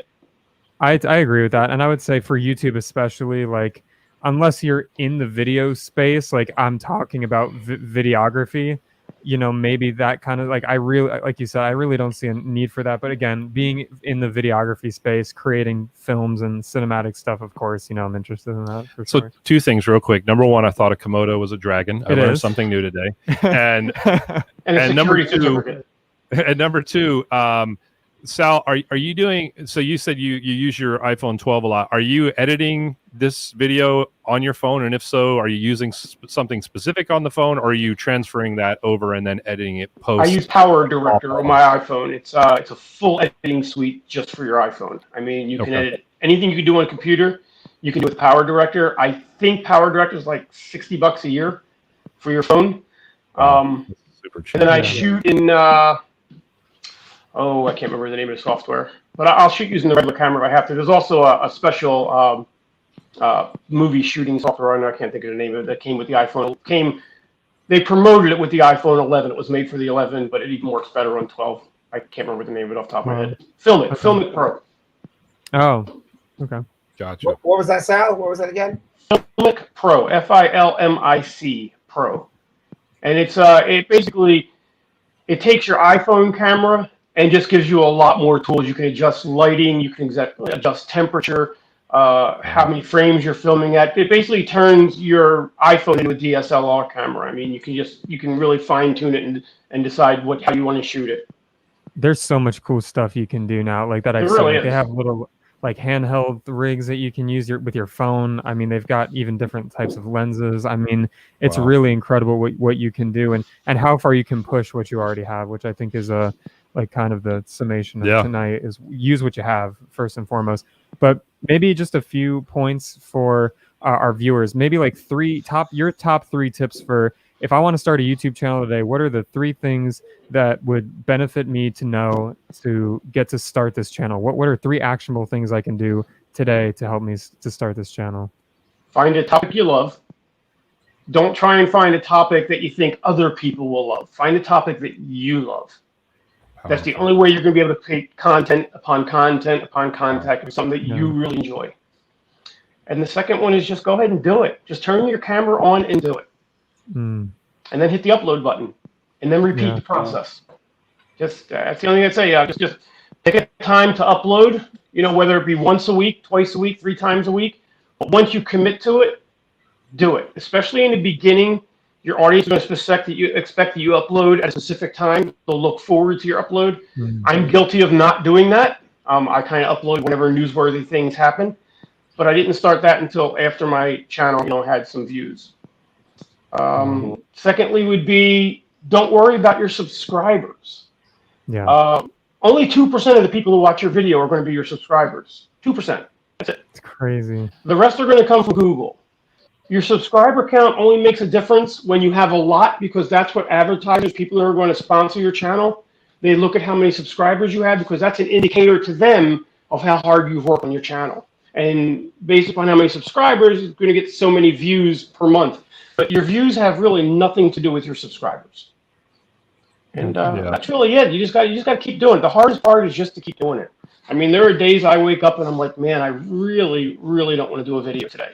But, you know, my wife smacks me up in the head and says, you have to. And I get up and I do it. Because there's just days you just don't want to do it. You get tired of it. You just got to keep going. I think the consistency is so important. I mean, and that goes for anything in life, whether you want to start, you know, a successful business, a successful YouTube channel, move up in your career, you know, get that dream job. You have to be consistent, and you have to, the champions are made on the days when they don't want to do it. That's what separates them, from what I've learned. Right. Exactly. We're looking at it. Don't get me wrong. Once you have succeeded, I mean, I'll be honest, you know, I'm out and about. People recognize me almost everywhere I go. It's, hey, are you that guy from YouTube? Yeah, I am. And that's fun. I mean, it's a lot of fun. There are a lot of perks to it. My fans are like the best. I have a core group of fans that I talk to them on the phone, I talk to them online, and there's a lot of fun aspects to it too. But there are, like I said, there are times that are challenging. It's how you get past those challenging moments. Yeah. What about on the flip side of that, things maybe people should avoid? Any tips on that? Yeah, that's great. Avoid doing it to be famous. Yes. That's it. It goes back to the same thing I said in the beginning. You just got to do it because you love to do it. Yes. You will get recognized once you succeed, and that can be a blessing. And I found myself a little funny story. My wife and I were in Mexico last week making some videos, and we were snorkeling at Xel-Há, which is a Mexican water park. And the fame part of it goes both ways, because I was in the water and I had never got a shin splint in my life, and I just had this massive shin splint. I thought I broke my leg. And just as it was going away, I heard somebody in the next tube over going, "Aren't you Sal?" And instead of going, "Yeah," I went, and I think I really hurt the feelings. I felt really bad about it. And they're like, "No, I'll leave you alone." I said, "No, it's not that. I just had a shin splint a minute ago. It's just kind of a natural reaction." So, yeah. I mean, even the good parts have times where they don't feel so good. So, and then there are the great parts. They're the parts that, when you do put up that video that you really didn't want to do, and then somebody says to you, "Hey, you know what? That video really helped me." And you're like, "It was all worth it." Man. Yeah, absolutely. It's awesome. Yeah, and I think at the end of the day, we have to be in that mindset of like, we're putting stuff out there to help people, and we're doing it for our pure passion of it, for sure. So, no, I think those are great points. And anything else you want to add to that? Maybe just like some next level things that somebody, let's say that you've got a YouTube channel going, you got some videos up there. Yeah. What are some things that because logic tells me if I'm going to start a YouTube channel, and that means I got to put videos on it, like all of that makes sense to me, but what else? What else do I need to be doing? What are some things that can take me to the next level after I'm doing that? Stay topical. Regardless of what your channels are, look for things that are current in that industry of what you're talking about. Because you can only put up the same video so often before people are like, "Well, why am I watching this guy talks about the same thing over and over and over again?" So research your topics a little bit before you do them. Make sure it's something that it's not similar to what you did last week. If so, put a different spin on it. And that can be a challenging part as well, to stay topical. If you know you've committed to 1 or 2 videos a week and nothing's really happened in that industry, it's sit down and plan your videos out, just like you would a speech. If you're doing a speech, at a school, write it down on paper. I wouldn't read it, of course. Get to know it, get to know your topic, write it down so you have an idea of what you're talking about. But stay topical each week. That's a big one. Yeah, love it. Luke, where are you at with all this, man? What are your thoughts on YouTube? I hate to say it. I have a YouTube channel, but I don't utilize it. So it's kind of interesting to hear Sal. Kind of gives me, maybe a project to work on a little bit. I mean, I've got basically videos from events that I've had other videographers share, but I haven't gone on there and record anything. I think the only thing I just recorded recently was just more of a real video of me just talking about what's going on with the event industry and how, basically relating to what we're going through. But it's interesting. I was taking notes and looking at, is there ways that maybe I could use my phone? Because I think the biggest thing is we all get caught up on we need all this big equipment to make all this happen. So if I can typically use my iPhone and use some of these really cool apps, I think that might be more apt for me to have some fun with doing that. Because I think timing is hard for everybody, but if it's all at your fingertips, like I said, Sal, I'd love to know more about that, and I'm sure people would. How you're doing things, like what kind of equipment are you using? Something that actually holds the phone and balances the phone. Dave, I'll show you. Put that other camera up on the screen with us. The second camera I got. 1 second. Let me put this over here. So, if you look down there, you see those yellow cases. Those yellow cases are full of video equipment. I've got my Red camera. I've got a big shoulder mount camera down there, which is my Sony. This is what I'm using right now. Let's see if you can see. That is my iPhone 12. I love that. That is amazing. Wow. That's what I'm using right now. I got it mounted on the tripod. That picture is clean. Honestly, I look at that picture and I thought it was a green screen behind you. No, You that's could not have my green screen. However, you could have told me it was a I am more DSLR. I advanced. believed you. I do have my green screen. Look at there. There you go, Sal. But yeah, I use, and I've got a ton of cameras. I use the simplest. I do have some gimbals for my camera. If you're going to use an iPhone, check out the DJI Osmo. It's a 3-axis gimbal. Make your iPhone look like it's floating in air. I also use a Ronin, which is a big handheld gimbal. Actually, almost got thrown off a cruise ship for using that. That's a long story. They don't like professional equipment on a cruise ship without advance permission, which I had. Security just didn't know. But yeah, I have all the equipment, but now I've learned over time that more expensive isn't always better. Simple is a lot easier, especially if you're making videos regularly because you want to have a camera with you all the time. So if something happens, you can just whip out your camera. If you're going to do this regularly, I would suggest getting a decent camera. Like I use the iPhone 12. I personally, if I was going to use my phone as a camera, I'm an Apple guy, so I don't really know the other ones, but I would do an iPhone 11 or better. But it's also your phone too, so I mean, it's not like you're only buying it for the camera. Right. And just as a quick point, Sal, if you had told me that you were using a DSLR tonight as your main camera, I probably would have believed you. So that's just a testament to you don't need crazy equipment. I mean, you could really do a lot with what you have. And I'll say one thing, lighting for me has been huge. Like you could make an iPhone camera look super cinematic, super good looking with some light. I mean, like that was a huge level up for what we were doing was like. And we do have lights as well. For sure. You see that on the. And they're cheap. I mean, you could get a cheap little ring light for not that much, and it will look pretty good. So, yeah, the background does look fake. Yeah, I honestly thought it wasn't real. I thought it was a green screen. That's just my studio. It's crazy. too perfect. I add things that people give me. A lot of people send me stuff in the mail. I add them to the studio as well as just stuff from traveling around. And I like the drone you got back there too. That's just thank you. You know what though? I'll show you what I don't use that drone. Yeah, that's big. Hold on. Which one you got now? Where's my little guy? Hey, Dad. Yeah, I got the Mavic Mini. It's like this big. It? Oh my God, it's phenomenal. I have 4 drones. My Mini is my best one. I can stick it in my pocket.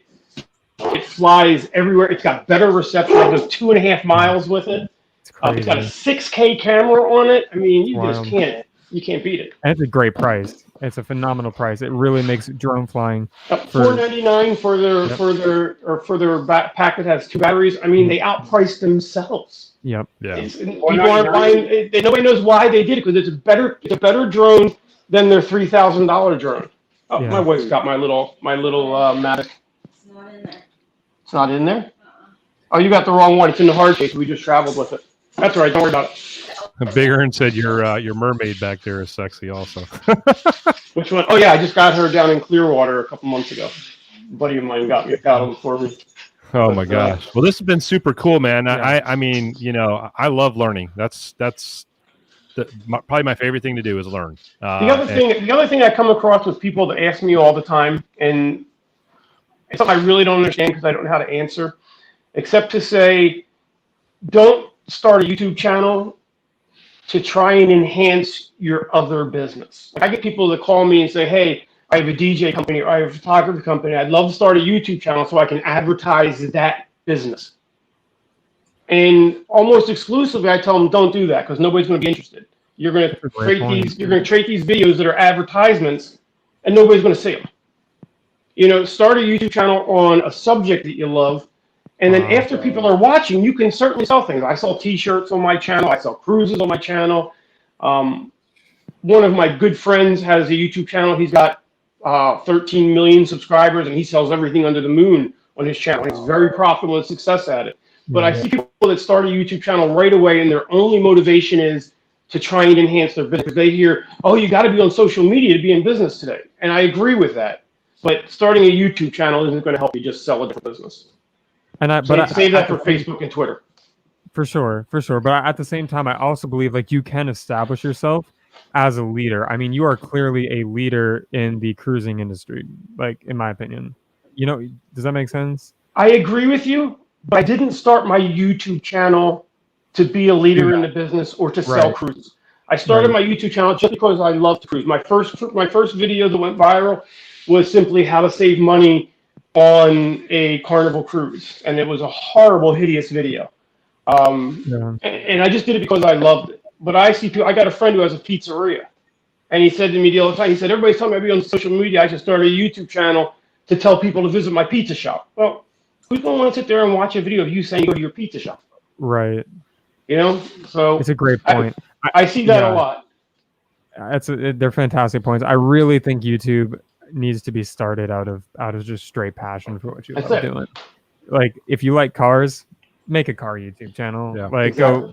And people will watch. It just takes time, but people will find your channel. And the algorithm at Google is ingenious, but it's also very hard to start out.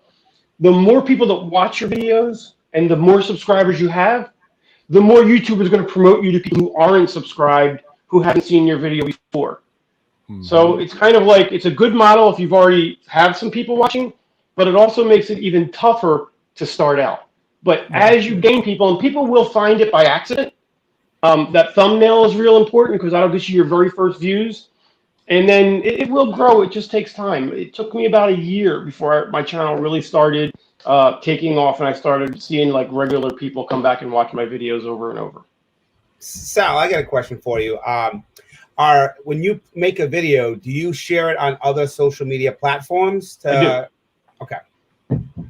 I didn't know if that affected it in any way, you know, putting it on Facebook or Instagram. It is, but that's a plus and a minus. The plus is a lot of people see it because I'm maxed out on Facebook friends at 5,000.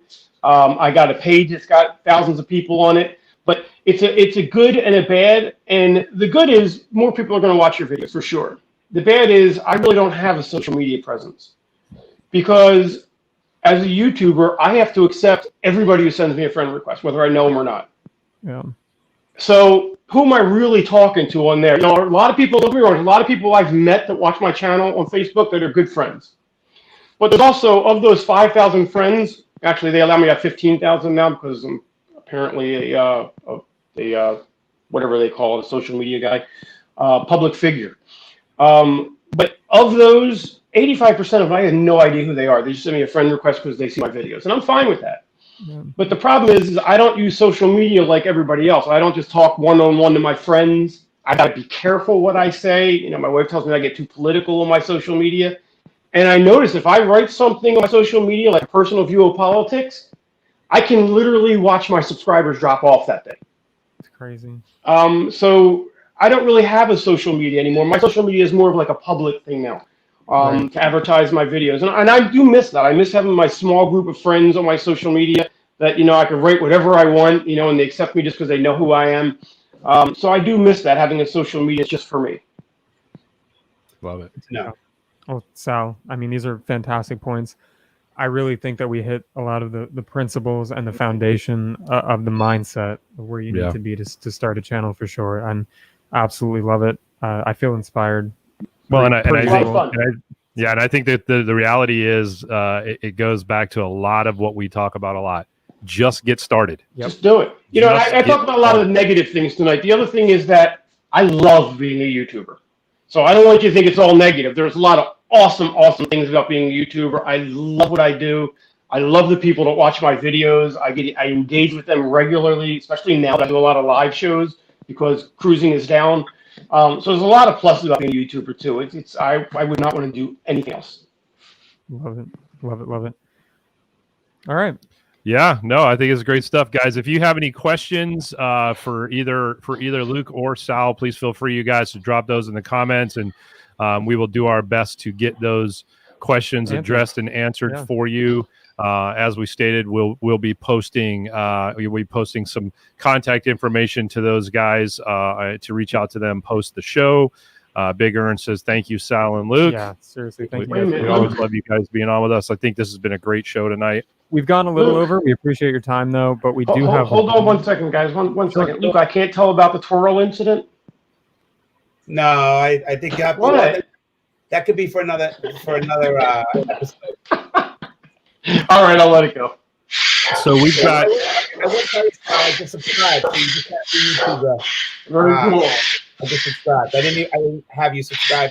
I wasn't subscribed, but you did it. One of you guys got a monkey over there or something? What the hell is that? I have a parrot, and he's going crazy downstairs at the moment. He's usually on my video, so he probably hears me up here in the studio, because he's usually in the studio when I'm recording. Wow. He wants to be on the video for sure. All right, guys. So here's the deal. Everybody who watches us knows what we're about to do, but don't go anywhere because we have a huge announcement. We have a huge announcement that we're going to be making at the end of Pod Decks. At the end of Pod Decks, we have a huge announcement that we are going to be making, and we want you guys to hear about that. We want you guys to know about that.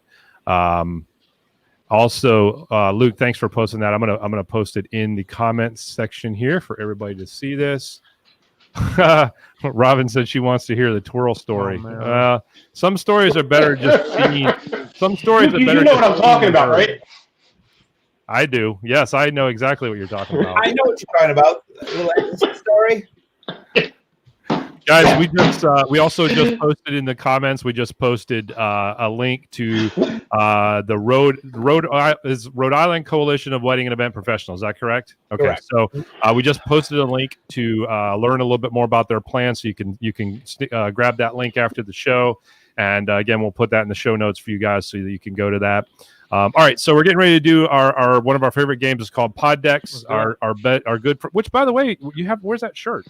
We got to say thank you. We got to say thank you to Travis, man. We got to give Travis a quick shout out. Always taking care of us from our buddies at Pod Decks. Got a little AC/DC inspired podcast shirt. That's really pretty dope. So thank you for those. We also got the phone. Oh yeah, you got to hook me up with Pod Decks, by the way. Yeah, man, absolutely. Super awesome, man. So like if you and here's the thing. So just a quick plug for Pod Decks. If you are struggling for content, you're struggling for ideas for like a podcast or even like videos for YouTube, Pod Decks would be a good place to start because that's what it's all about. Pod Decks is all about just coming up with topics to talk about, things to discuss, things to have fun with, some of them are serious, some of them are fun, some of them bigger and makes X-rated comments about, some of them, we can't think of any X-rated comments to make about. So it's all across the board. But at the end of the day, I can feel your video getting demonetized as we speak between that and that word earlier. Yeah, I know. Well, you know me, man. I'm terrible. I'm terrible. Will they do that, by the way, if I'm continuing? Oh, yeah. Yeah. Yes, absolutely. You won't get in trouble for it, but they'll demonetize that particular video. Sure. Yeah. But I will say on just one quick more thing on Pod Decks, they're great icebreakers. Yeah. I mean, they're absolutely phenomenal. Just kind of connect with people and kind of take the edge off for sure. Yeah. So all right, well, let's get into it. Stick around, guys. Don't go anywhere because we got a serious announcement coming up at the end of Pod Decks. We got a serious announcement coming up. All right, so we're going to use the it's actually similar to what we did earlier. So we're going to use the deck in Pod Decks called This or That. So you guys are going to get two options that you can pick from. This one does not have a third option. So you got two options, and the question is going to be this or that and why. Okay, you guys understand how it works? So we're going to I'll figure it out.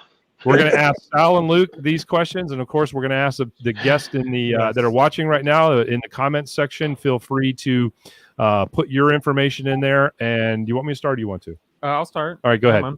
So this is a super, I guess, millennial question. Vibes or energy, and why? I feel like they're kind of the same thing, but vibes or energy? Vibrations or energy? Energy. That's great. Why? I'll say energy since I'm not a girl. There you go. Now you definitely got demonetized. Nice. Nice. Very good. Just saying. Cinnamon. Cinnamon if it's a stripper. Jesus, this guy. All right, here we go. Old times. Here we go. All right, Katy Perry or Taylor Swift, and why? Who was the first one? Katy Perry or Taylor Swift, and why? I'm going to say Taylor Swift because she's also a Rhode Island resident. So. Oh wow, did not know. I'm going to say Katy. Yeah, I would say Katy Perry as well. You got to have a reason why, though. California. Because I don't like the way Taylor Swift handled the whole pay-for-play thing. That's fair. Ooh, That's really fair. very nice. Yeah. So I'm kind of on the same boat. Yeah. She Alright, got cool. into a lot of. I Okay. missed that story. Laptop or desktop, and why? Laptop. Laptop. How come?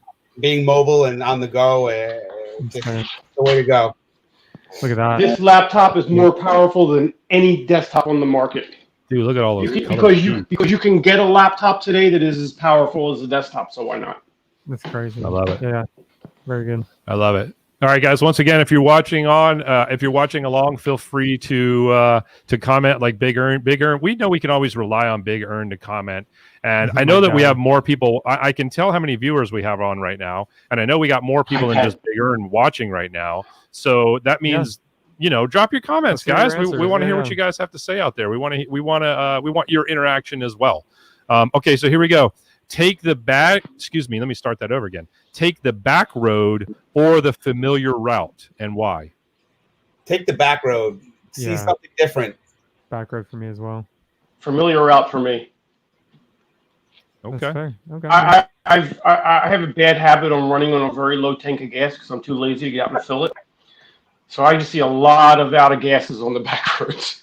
I feel like that's how a lot of horror movies start too. All right. Hot sauce, yes or no, and why? Yes. The hotter the better. Yes, I'm in Not for agreement with me. you. Give it some fire, some heat. No hot sauce, Sal? I had stomach surgery. I can't anything Right.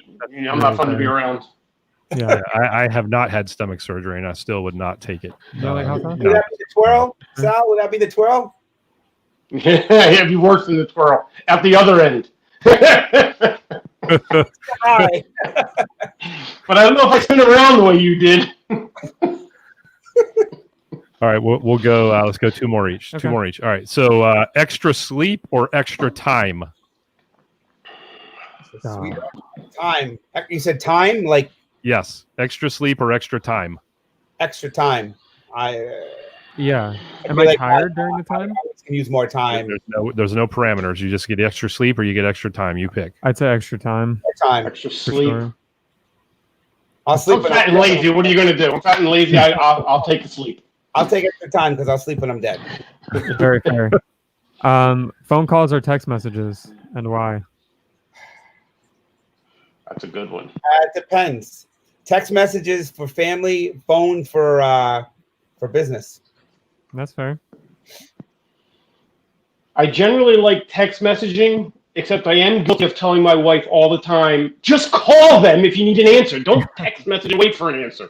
So probably half and half. I say Texting phone if calls. I'm doing it, calling if my wife's doing it. Right. That's fair. That's fair. That's very fair. David? Yeah, I actually, I mean, it depends on the context, but I think I like phone calls better because I think there's a less chance of misinterpretation when it comes to talking to somebody on the phone. Like you can hear their tone, you can understand what they're saying. And a text message is very easy to misinterpret tone. And so if it's in the context of that, then I would definitely go phone all the time. Also, I think honestly, text messaging, even though we all do it, I think it's friggin' lazy as hell. Yeah. It is. I think it's much more meaningful to pick up the phone and call somebody. For So sure. that's where I'm at with that. Well, the only good thing about a text too is if you're unavailable or you're doing something, you kind of can give somebody an update of like, I'm busy or I'll get right back to you. Yeah. So I think there's pros and cons with both. I think you need both. I agree. No, text messages definitely have their place. Text messages definitely have their place, and that's a perfect example. I just, for me, the phone is where it's at. All right, this is my last one. You got one more after that? Yep. All right, Fruity Pebbles or Captain Crunch? Fruity Pebbles. I don't know. I just like that. I like the colors. I like the flavors. Captain Crunch is a little. I don't know. It's just one-sided. I feel, but I do like the Captain. But I'll stick with Fruity Pebbles. Captain Crunch berries only. That's where you go. Ooh, yes. Those are. What's a spin on it? Freaking good. You got excited. Those are good. You're like, dang, that's good. All right, man. Last one. Okay. The last one that I would say, I'm gonna find it. Let me find a good one. Ern said the fruitier the better. Okay, I got a good one. Mainstream or I forgot it. Or I forgot what it was. Damn it, I lost the question. It was mainstream or like kind of like underground. Underground, mainstream or underground. All right, mainstream or underground. I'm gonna go with underground, man. I like, yeah. You know, I'm a dark person, man. I'm the person that's probably gonna never be able to be monetized because I can't mind my own friggin' manners. What do you guys think? Mainstream I'm pretty mainstream. Okay. I'm pretty vanilla. Yeah, I mean, I'd say I'm mainstream to a degree. So I'd say I'm more mainstream, but I do like a hint of underground. You know, sometimes I gotta go below ground. You know. Yeah, I gotta say, I wish I was more underground, but I feel like I'm super mainstream. That's how I wish I could be underground, but yeah. Ooh, look at this. Underground always tells the truth. Whoa. Wow. If I had a mic, I'd drop it right now. On behalf of DJ Natural Aura, I would drop a microphone right now. That is absolutely brilliant. Wow. That's absolutely top notch. All right, Dave, I got one for you. Okay. Cowboy belt buckle or marquee belt buckle? Cowboy belt buckle all day. You can tell me what that means later. Oh, there is definitely a story behind that. Can't wait to hear that one. All right, so we got a big announcement though. Yeah, well, I'll tell. Right now. I can't stand up, Ern. Ern said who's wearing pants right now. I can't stand up. God, either, I love it. So. All right, so I'll tell this quick story and then we'll make our announcement. So I mentioned earlier in the conversation that Luke and Sal and I have literally traveled this country together, doing all kinds of crazy stuff. And one of the things that we liked to do when we went to either Atlantic City or Vegas was to pick some sort of a theme of something, sure, and all really get into this theme. So one year the theme was cowboy belt buckle. Oh boy, who could get the biggest cowboy belt buckle? And I'm talking about, now you got to realize back then we were all fat dudes, man. We were all, and we were young too. We were also young kids. Yeah, we were young and stupid, and now we're just older and stupid. But back then we were like young and stupid. And so, man, if you'd have seen some of these belt buckles, I wish you had a picture. Oh my God, yeah. Well, and then the marquee one is really the more funny one. Yeah. And the marquee one was basically was like Ern said size of a tombstone. The marquee one was like right when they first came out, like those little scrolling LED things that you could program, right? Wow. So we all got some belt buckles that we could program to say a variety of different things. And mostly dirty. You can only imagine some of the stuff. Woo is forever. Yeah. Well, no, it was definitely not. It was definitely not a Wu-Tang thing. It was kind of probably a non-monetization comment that was on our belts. Let's put it that way. So mine, I think, said stop looking at my, and it's funny because we'd walk down the boardwalk in Atlantic City and little old ladies bend down and go, what's that? Yeah, that's funny. Little ladies. Oh my gosh. We did some bad things back then. So that brings me to the cruise ship where we all had our robes and those glasses. We're doing trivia. Yep. Oh my God. Wow. You bring it back. Well, that kind of goes into our announcement. Are we ready? Are we ready to drop this bomb? I think we are. Are we ready to let everybody know what's coming up? Super stoked. Let's do it. You mind if I don't know if the people watching are really ready for me to do it yet. So I mean, can we get some? Are you guys excited in the comments? Big Ern said earlier he was ready. Yeah. Is anyone else ready? I don't know if anybody else is ready. I know we got people watching right now, and I know that I definitely know Ern is ready. I'm just gonna do it. Go for it. Let's. One of the things I've really always wanted to do is because Big Ern, you're killing me. One of the things that I not always wanted to do, one of the things I love to do is get all of my friends from around the country together. We were just talking about, we just have reminisced about this, and get everybody together in one place where we can blow off some steam together, where we can really kind of do what we do on this show and learn and grow together. Yeah. But do it in person. And this year it's been really tough to do that. We all know that. It's been really tough to do that. Another thing I really love to do is go on cruises. I really love to go on cruises. So I hit up my buddy Sal and I said, hey, man, we're trying to come up with an idea for a wedding business growth summit where we can get as many wedding and event professionals together that just love what they do, love getting together and kicking things around and learning and growing and not just professionally, but also personally, growing together and so yeah, Hawaii is well, okay, that might be with like Wedding Business Growth Summit 6. Okay, let's get number 1 first out of the way, and then we'll figure Hawaii out. So Sal, I think we came up with a pretty good idea, and I'm going to let you kind of share, if you would, share what we've come up with together, and let's hope people watching like this idea.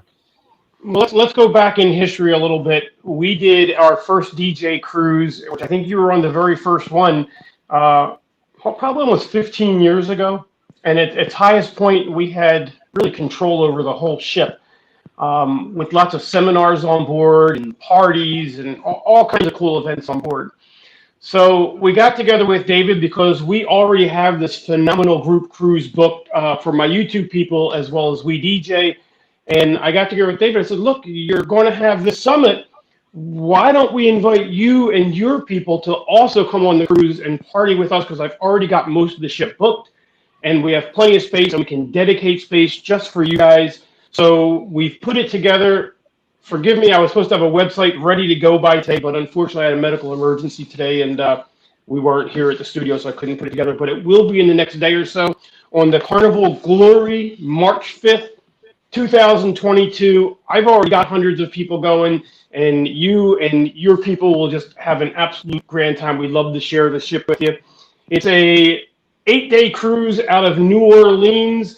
The cool part is it's after Fat Tuesday, but it's during the month of Mardi Gras. So if you've ever been to New Orleans during the month of Mardi Gras, you know that the entire city is just one hell of a party. We even have a hotel booked right in the heart of New Orleans for the night before the cruise. And it goes to Cozumel, Grand Cayman, and Montego Bay. We'll have special pricing just for you guys. It'll be on the website, which David will announce in the next few days. But I think you guys would have a great time partying with us. Yes. Yeah.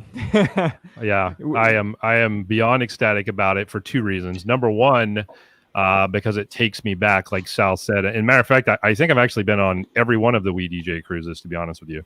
And some of the best friendships I've ever had came from those. Some of the, and not only that, like some of the people that I kind of met at like maybe another conference or something like that, we were able to solidify those relationships and those friendships on the cruise ships, because part of being on a cruise is there's days where they call it at sea, where obviously you're not at a port and you're in the boat's just out floating around in the water headed to a destination. You can't get off. I mean, I suggest you don't get off at that point. I guess you could if you really wanted to, but you shouldn't. You know what I mean? So, I mean, it really gives you a chance to get together, and there's so many different places you can get, and it doesn't have to be a structured thing. There's so many different places you can get together on the ship and just really bond and really talk and really have a good time. Yeah. And my excitement behind this is that it allows us to create a situation where we can bring people from the event and wedding industry. They not just DJs. I want to be very clear about that. This is not just about a group of DJs. We want this to be your friends, the people that are watching right now. We're hoping you're going to come, number one, because we know you guys are already part of the Wedding Business Growth family. But we want you to tell your friends in your market about this, that are photographers, that are videographers, that are wedding planners, that are cake bakers, that are, all of those things. Kevin says, can't wait to meet you guys on that cruise. Thank you, Kevin. Can't wait to meet you as well. Kevin signed up. A lot of people I see in our chat are signed up for that cruise already. Yeah.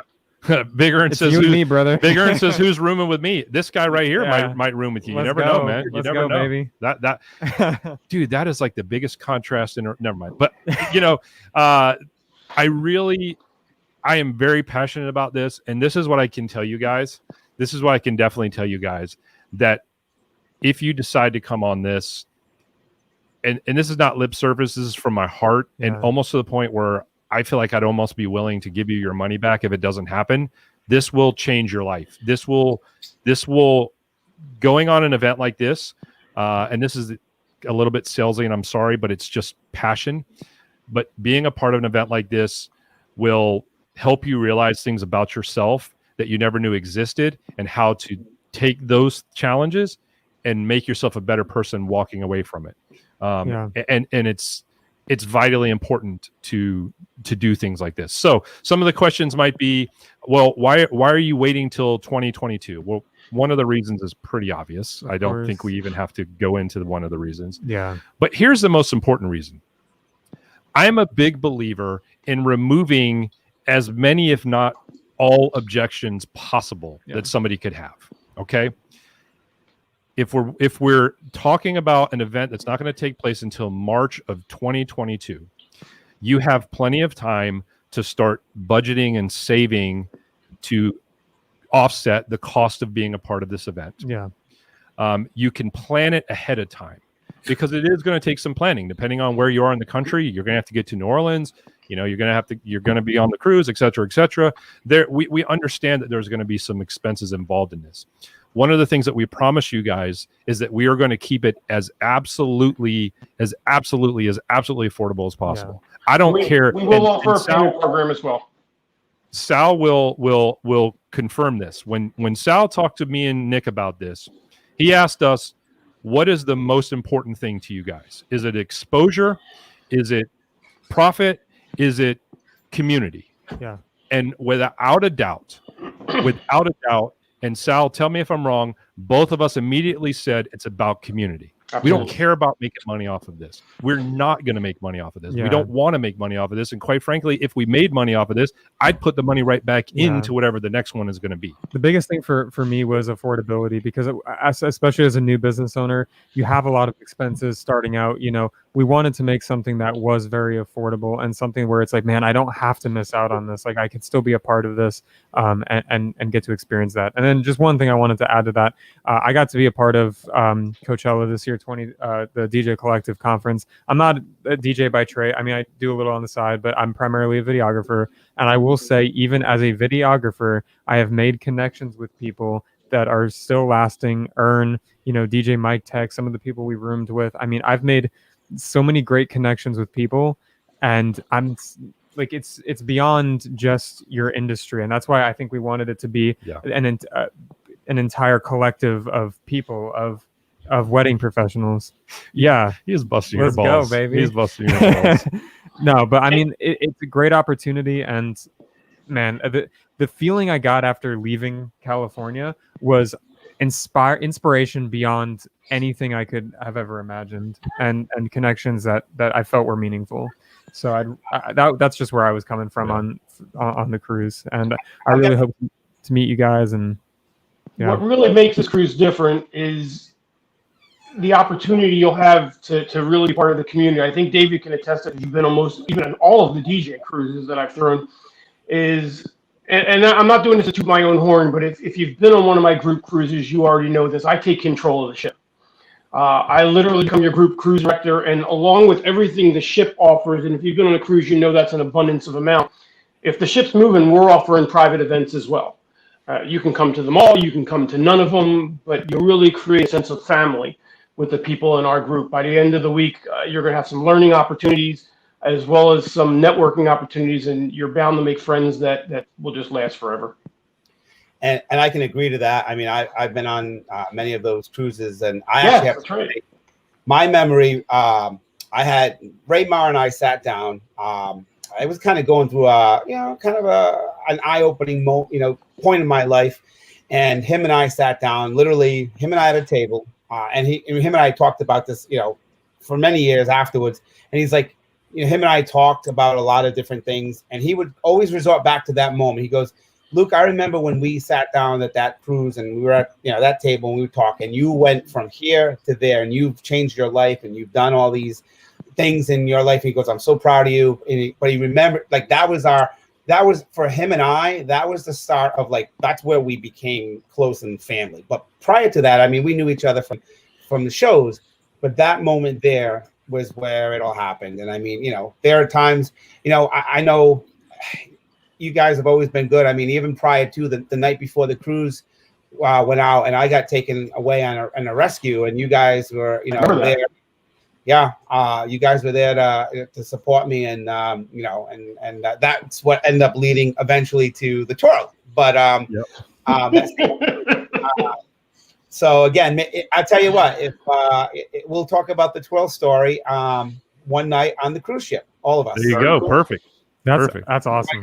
I will make sure to save an extra room. I want to address this comment here from DJ Natural Rip. Pray for me, fellas. She handles the budget. First of all, I think this is hilarious. But to this point, you don't have to necessarily look at it that way unless you're looking for an excuse to leave the wife at home, right? But we don't want you to feel like you can't bring your family members to this. There's going to be absolutely. There's going to be plenty of time for you to if you bring your spouse or your significant other or even your family or whatever, there's going to be plenty of time for you to do something with them and still be a part of what we're doing. Because what we're doing is not going to consume 24 hours a day of the whole event or the whole cruise. And let me tell you something, guys. If you're familiar with business write-offs, what better way to have a business write-off than to take your family on a cruise that just happens to also be a business cruise, a business event that you can write off. So don't be afraid to bring the family with you. Right. And tons of family time. Almost everybody comes as a couple. Yeah. And we talked about that. It was a great way for maybe if you, it's a win-win for your business and it's a win-win for your family. Like, hey, you get to learn something about your business. You get to spend time with your family. You're kind of killing two birds with one stone at the same time. I know we talked about that for sure. Yeah. But so the opposite way as well. If you are planning on coming single, cabins are double occupancy, but I do have other people that are coming single that I can match you up with, which will save you half the price of the cruise. Of the same sex, of course. Big Earn, where you at, baby? Well, we are literally ecstatic about doing this. Absolutely ecstatic about doing this. We hope that you guys is there security on the boat. It might need to be. Yeah. Lots of security. Sal the no, we are ecstatic about this. We hope you guys are excited and will want to be a part of this. We want you to be a part of it. This is going to be the first of hopefully many get together. We're calling it the Wedding Business Growth Summit. So this will be the first of many Wedding Business Growth Summits. And here's my commitment. Whether 5 of you come or 500 of you come, I'm going to be on that cruise with you to let you pick my brain nonstop, absolutely nonstop. I want to give you every bit of what I have to help you in your business or however I can help you. That's my goal. That's my plan. That's what I'll be doing on the cruise ship. When I was younger, that was a different story, what I was doing on the cruise ship. Now my mission is to provide everything in my heart that I can give to you on this trip. Yeah, but you still have fun. Yes. We're going to have fun regardless. We're going to have a great time. I know I'm not super, as in business as you've been, as matured as you are, but I mean, I still have some points to offer. I'd love to talk to you guys, talk to you about your businesses and stuff like that, and just help you grow. I mean, the biggest thing for me always, I think David would agree, I'm the mindset guy for sure. So I'd love to talk to you guys about mindset and that kind of stuff for sure. So I would not leave my wife at home. She's the T and TBM, and she's a boss. I love it. I love it. That's awesome. Is there Alexi Carmel in chat? I've gotten friend requests from. Ern, I love you, man. I love you for very, very many reasons. Very many reasons. All right, guys, we're gonna wrap this show up, man. We're again at 2 hours of a 1 hour show. We're again at 2 hours. Sal, Luke, thank you guys for joining us tonight. Sal, you guys again, we'll put in the show notes how you can get a hold of both of these guys. If you're looking to get into YouTube, Sal can really help you. He has helped us out tremendously, and continues to keep helping us. Luke, I can't say enough about what you guys are doing.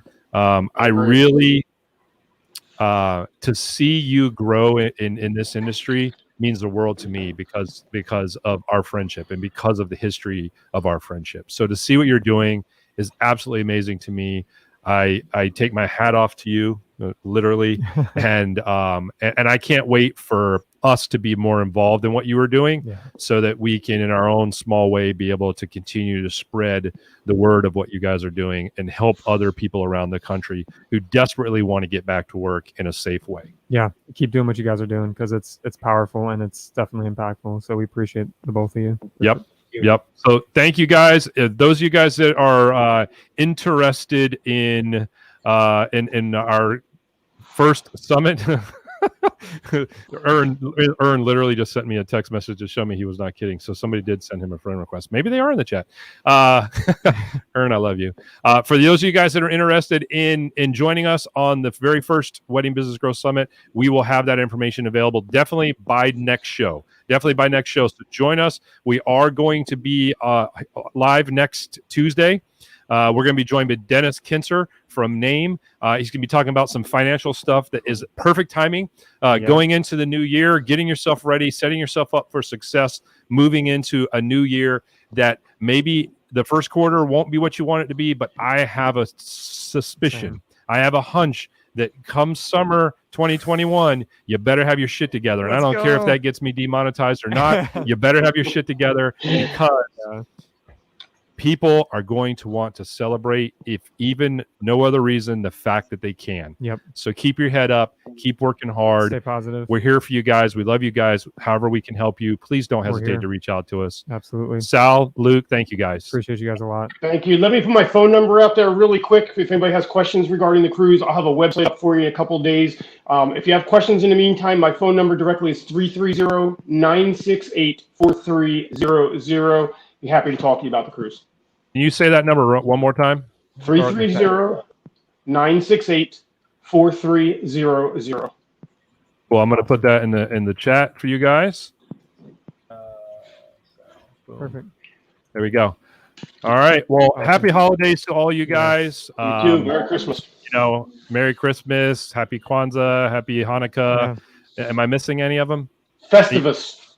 That too. However it is you celebrate the holidays, we wish you the best. Stay safe. Absolutely. Hope to see you guys next week. Thank you for joining us. All right, y'all. Peace. Bye, guys. Happy holidays.